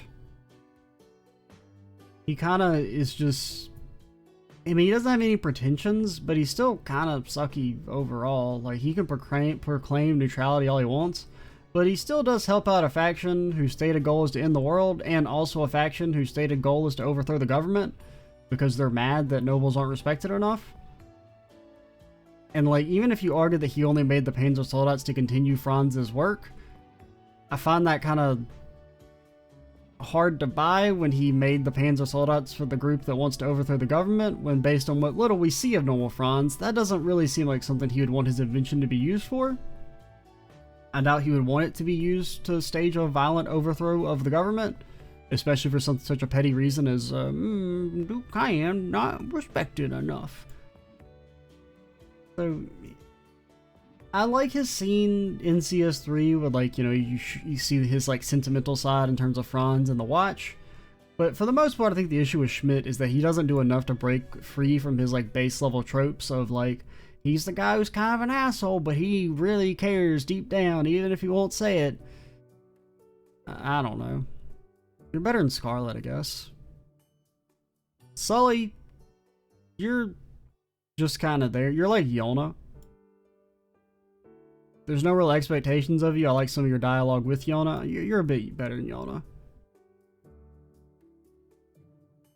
You know, you have the thing where you dance. That's kind of cool. I guess that slightly advances your character arc in terms of, you know, putting on a solo performance, at least without Riksha and Ilya. Roselia is a super messy character, I would say. I mean, of course, the biggest reason, why is she 12? Please, why is she 12? She doesn't need to be 12. There's no reason for her to be 12. Stop. But even aside from that, though, her character is just very sloppy, right? I feel like they didn't know what they wanted to do with Roselia.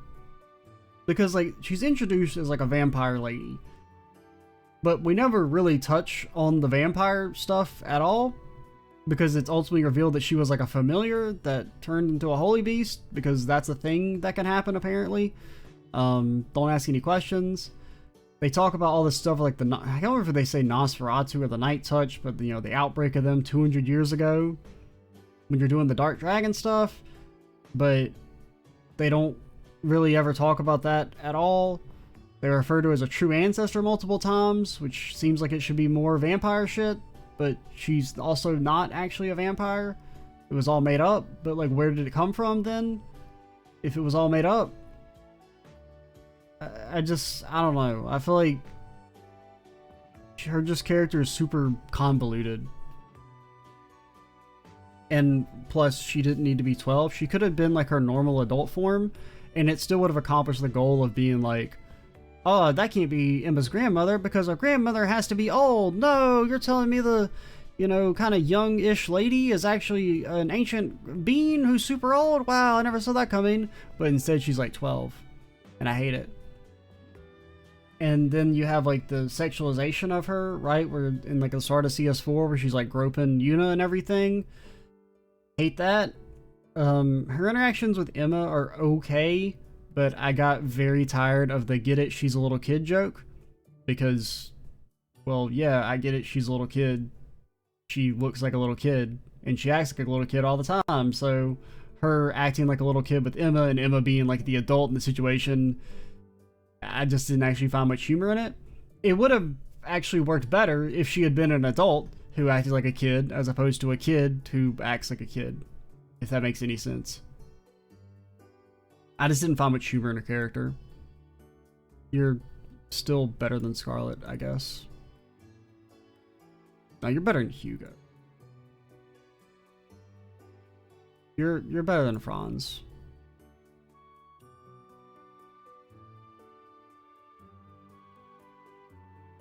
Yeah, I think we can go that. Victor? Mostly a cool guy. There's not too much to say about Victor. I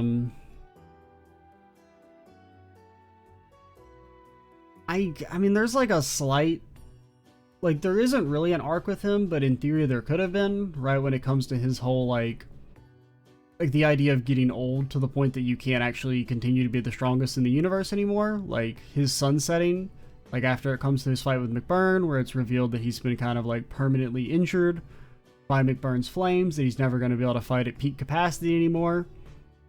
So that could have been kind of interesting. They explored more the idea of like what happens to people when they no longer have the strength to fight at like their peak capacity and they have to rely on the next generation.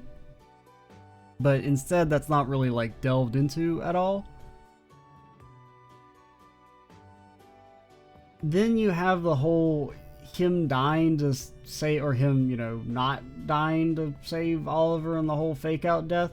Honestly, if he had died to save Oliver, that would have probably been pretty cool.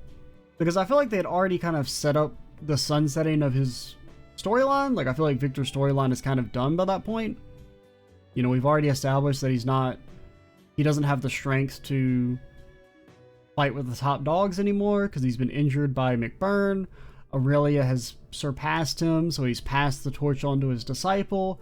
Him actually dying to protect Oliver, Toval, and the rest of the crew that's in the cockpit would have been a pretty fine ending for his character.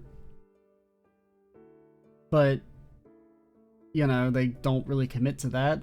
And then they have the whole, like, he loses an arm, but it never really feels like that matters. I mean, they mention that he loses an arm once, and then it's never really brought up at all. They never really talk about how he's that impeded by only having one arm. Stuff like that. Then also the whole, like, he's a bad guy because of the mask, or not the mask, the curse. It's the curse that's made him a bad guy, but you destroy the mask and he's not bad anymore. I just feel like kind of a lame excuse to be like, we want Laura to fight Victor, but we don't really know how to have it happen, so there's a mask. Also, we never explained the mask, we know. Yeah, our bad guys.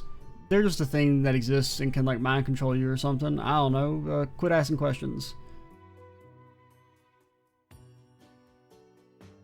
I don't know. Is it more of a mark of shame to be an Ellie, or you technically exist here? Because part of me is like, I mean, there could have been an arc with him, but since there's not really an attempt to have an arc with him, you can be on the upper end of you technically exist, I suppose. I wouldn't necessarily say this tier is worse than Ellie tier. In some regards, it's actually better than Ellie tier, but in some of them, it is meant as an insult. Like, if you're on the low end of you technically exist, that's an insult. If you're on the high end, that's maybe a compliment. See, anything else to mention? I feel like there's something else I want to talk about Victor. Oh, yeah, he does have the cool scene in CS2, right, where he fights McBurn. It's probably one of the better fight scenes in the entire series. So, that's cool. But, for the most part, you know, he's just kind of there. And alright, now we get to our final two, Toa. You already know where Toa's ending up, so let's just go ahead and put her up there. Toa is definitely almost Randy tier. I think she is definitely the character that maybe gets the best throughout the series. Like, I feel like each game she got better, which is pretty cool. And I feel like not many of the other characters actually accomplish that. And for reference, I was actually really predisposed. I can't say the fucking word, man. I've been talking for too long. I should have disliked Toa, because her initial introduction set off all my alarm bells, where they're like, hey, it's this short character, and they treat her like a kid, and then she's like, no, I'm 18. And I'm like, oh, fuck. Ah, shit. Hey, this character looks like a kid, but they're technically 18. Like, that's how they introduced Toa. And it turns out that it was a little subversive, where Toa is pretty much always the most adult person in the room at all times. So that was cool. And I just really kind of liked her slow increase of importance in the story. Right, where she's like a kind of minor-ish character in CS1, but she's kind of important for Reen, right? They kind of set up some initial chemistry there, where she's a bit of a guiding force for Reen when he's like lost and doesn't know what he wants to do with his life. And really, probably Toa and Sarah and Toval are like the main three characters who even like attempt to give him any sort of guidance in that regard. Then you kind of feel like you have like a little bit of progression with the chemistry with Toa in terms of in like CS2, most notably the final, like the scene in the finale, where when he comes back and he breaks down crying with Toa after, you know, apologizing about not being able to save Crow, which is probably one of Reen's better scenes and probably the best example of like direct story chemistry between Reen and any potential love interest. Like that scene alone elevates Toa above pretty much everybody else, because no other character gets a scene like that in the main story. And honestly, even among like, you know, Bond event scenes, it's still probably the best. In terms just solely of like Reen's characterization. I also liked her kind of having this like leader role of the courageous during CS2. Like she just always feels like hyper competent, and it feels like she kind of like earns it because she works super hard. But she doesn't feel like, you know, she's not like a perfect character, because she does have the whole aspect of where she can't really fight directly, and she's has to put all of her hopes in everyone else for most of the time. Like she's not like a super genius who can also competently fight and everything. She, you know, has the extra development of her relationship with Reen, like in the actual direct story in CS3, where they're shown to be pretty close during some of their scenes in working together as co-workers in CS3. She has maybe the best single Bond event in CS4. Like her final Bond event is just super, super good. And her, well, I say her final Bond event, not the final romantic one, but just the final normal Bond event. But even her final romantic one is definitely the best final Bond event in the game. Like she actually has the best Bond event and the second best Bond event. So which is like just crazy good for her character. She has the best, you know, romantic Bond event, I think, in the entire series, if we count like Azure Bond events. I think Toa's blows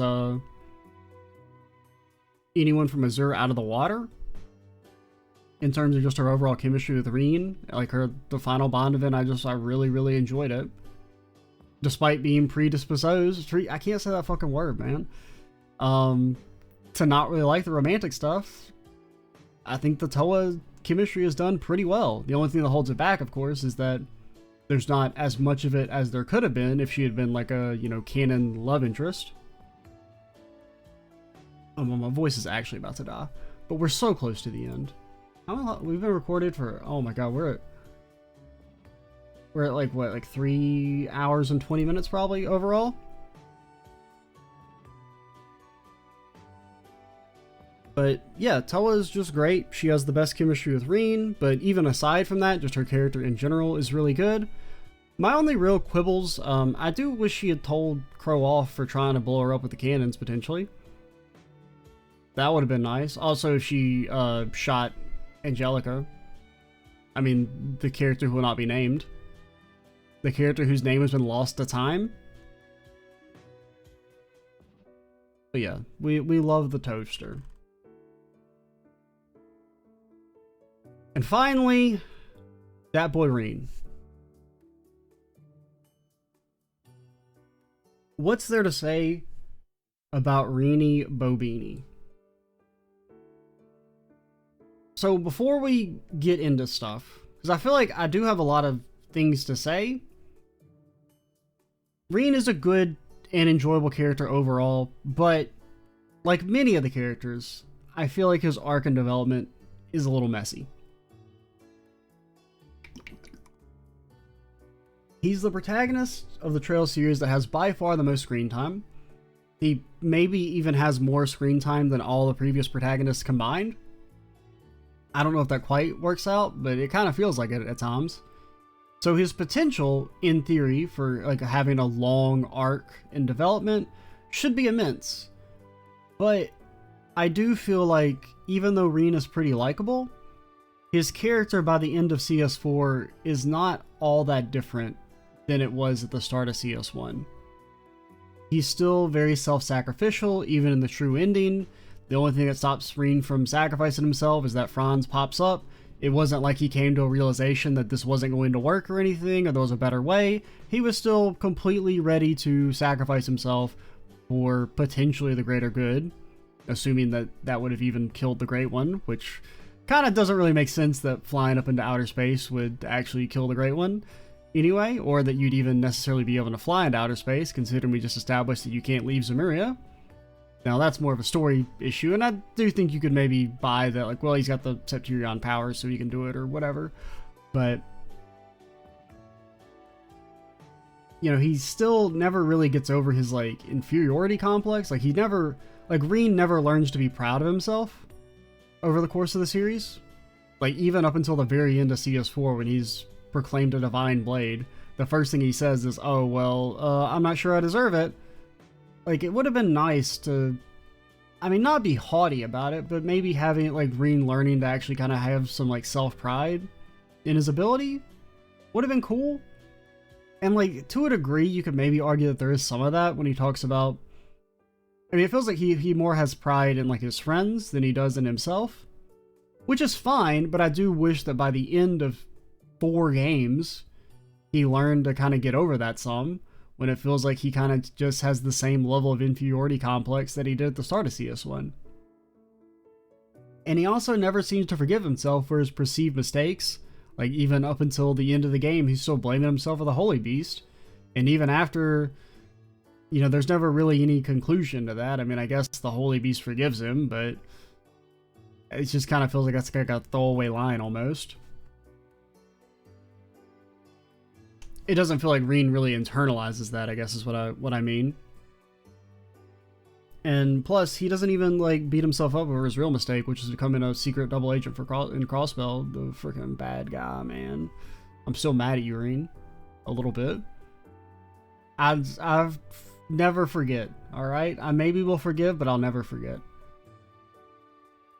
Probably the best thing done with Reen's character, though, was making him an instructor in CS3. I think that was the best step for his development, because it did actually feel like a pretty natural evolution of what he did in CS1 and 2, where in a lot of ways Reen does enable his party members' ambitions and hopes and dreams.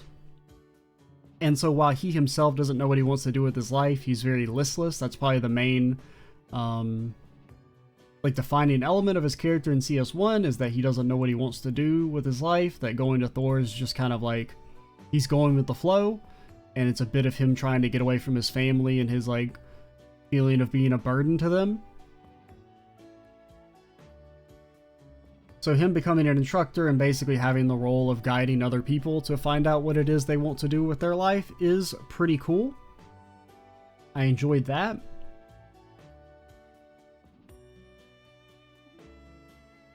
I kind of lost my train of thought, if I'm being honest.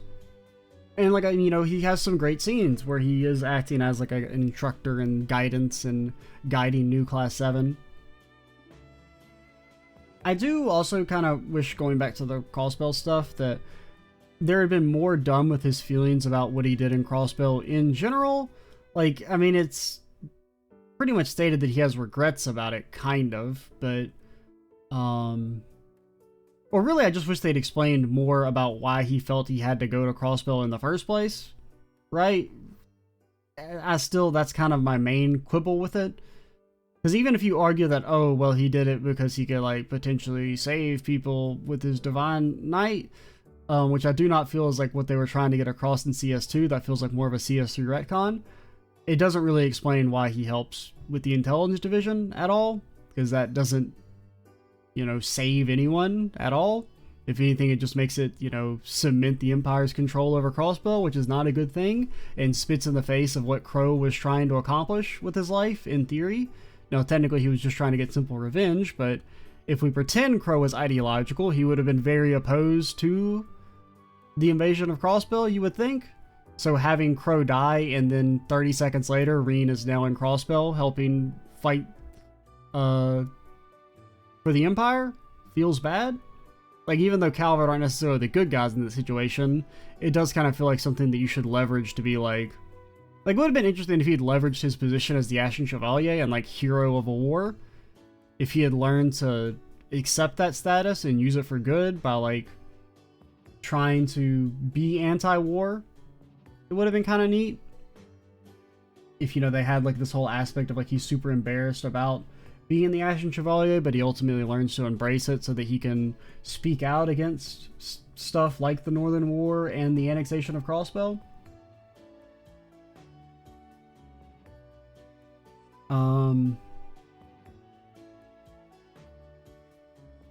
Trying to think what else. Oh yeah, Zombie Crow should have definitely given him shit for supporting him in Crossbell. Come on, man, that would have been nice. If that were Crow, you would have gotten bumped up to also why my tiers got messed up. For reference reason, that's maybe been happening. If you notice the random backslashes, that's because my mute key is /. So anytime you see one of those pop up, that's because I'm muting my mic to cough.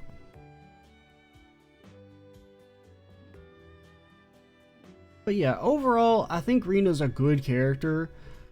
I think he's just kind of like, it depends on your expectations. Where I think I have higher expectations for him just because he has so much screen time and so much potential for development.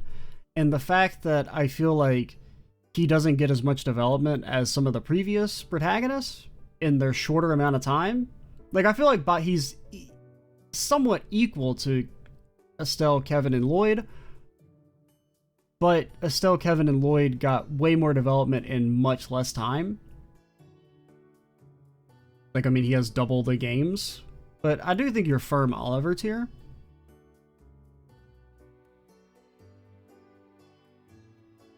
I feel pretty good about that. One thing, I guess, in terms of like his development, I will give him that I do like that how he became. I mean, the Spirit Unification stuff is a bit of a mixed bag when it comes to like, they have this whole thing where he learns to accept using it, and then it's like, I can't use it anymore in CS3 because like he doesn't trust himself. Or like even the whole idea that he initially lost control. I feel like it would have been better if it had been a like he had to relearn how to control his emotions and his like negative feelings over what had happened to Crow, and like that was the reason why Spirit Unification didn't work, instead of he just gets a magical MacGuffin that makes it work again. That felt kind of like a mixed missed opportunity. But I do like that you see more examples of him being willing to use this power instead of just being scared of it. You know, like immediately using it against when he fights Aryan Road in CS3. Same when you fight Aryan Road in CS4, for example. But yeah, that's every character. Trying to think, anything we want to rearrange. Ash, I think Ash gets to be king of Cold Steel. Also, Toa, you get to be second. I think it's Ash, Toa, Eustace, Oliver. Reen, Fee, Elliot, Elliot above you two is gonna fucking piss people off probably. I kind of stand by it. Kind of. Because Elliot doesn't have anything bad. Like, he's just like, there's nothing bad about him. Even if you don't buy into my whole idea about him representing the, like how culture and art doesn't have a place to exist in Erebonia's militarized society. What can you say bad about Elliot, man? He fucking plays the violin and probably will increase the population of Erebonia by 11% by the time he dies. Alright? Have you seen his, like, fucking ponytail? Like, there's gonna be a new generation and it's just gonna be called Elliot's Kids. Wazzy? Does Kurt get to be the king of the Wazzy tier? Yes. Does Milliam get to be the queen of the Zen tier?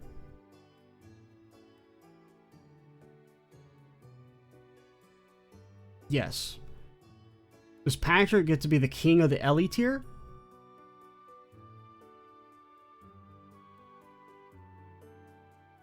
Yes.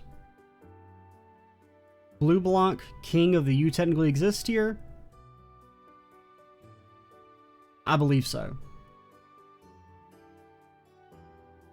Joshua, definitely the king of the returning characters. You three can only atone for your sins by protecting the world from these beasts down in the fires of Gehenna. And then there's all these characters. None of you are actually Cold Steel characters, right? You're all old characters, I believe. Zeit, you can be in Randy tier, because he's a fucking dog, dude. Alrighty. Well, actually, we're not done yet. I know, you're like, what? I can't believe this video. You're not almost done. I know, it's only a short 3.5 hours. One thing that was requested that I thought would be kind of a fun idea to cap things off is basically to talk about the viability, I think, of all of Reen's relationships and the way I think their future is going to play out. So we'll start at the bottom and then move up for the most part. Elise, the future of their relationship is Lecter's first act upon being reinstated in the intelligence division is to arrest Reen and force him to make a public apology. Erebonia riots for weeks at the idea that it's wrong to date your sister, but eventually Reen's pleas about how it's not okay to fuck your sister shine through, and Erebonia enters into a new golden age. Also, I gotta pause, be right back. Alright, we're back. What was I saying? Oh yeah, so Elise, Lecter begins his redemption arc by forcing Reen to publicly apologize. Erebonia enters into a new golden age after a period of turbulence. Altina, Milliam, upon getting her body back, learns about Reen's plans and pummels him into oblivion for even thinking about it. Alphen, they last about 5 years before they divorce. Reen spends too much time drinking and partying with Oliver and Shira to keep the relationship going. Yuna learns about how Reen lost to Lloyd and was a government spy and dumps him before the wedding. Muse dumps Reen after about a year, and everyone still gives shit Reen about it to this day. Sarah, they remain married but totally end up becoming swingers. Elisa, they remain married, but it's only because they don't believe in divorce and he goes out drinking a lot and makes jokes about the old ball and chain all the time. Emma, they remain married but bicker all the time. Emma won't let Reen listen to Abin Time anymore even after Machias ends up taking over as the host. Fee, they remain happily married. Reen gets slightly annoyed by Fee becoming a crazy cat lady in her later years and occasionally sleeps on the couch for not remembering to water the plants.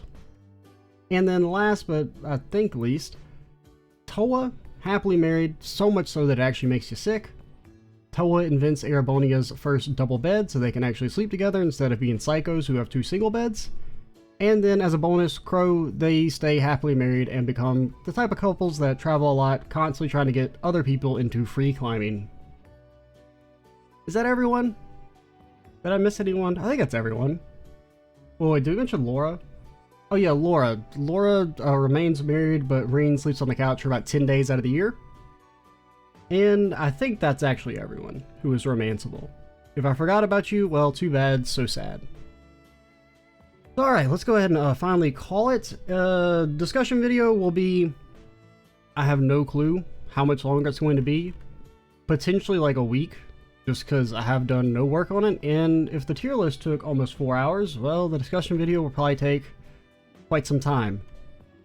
Other bonus videos, I do still kind of want to do a video talking about like various fights from the series, like in context of having done them with the difficulty mod. That's like a 80% possibility.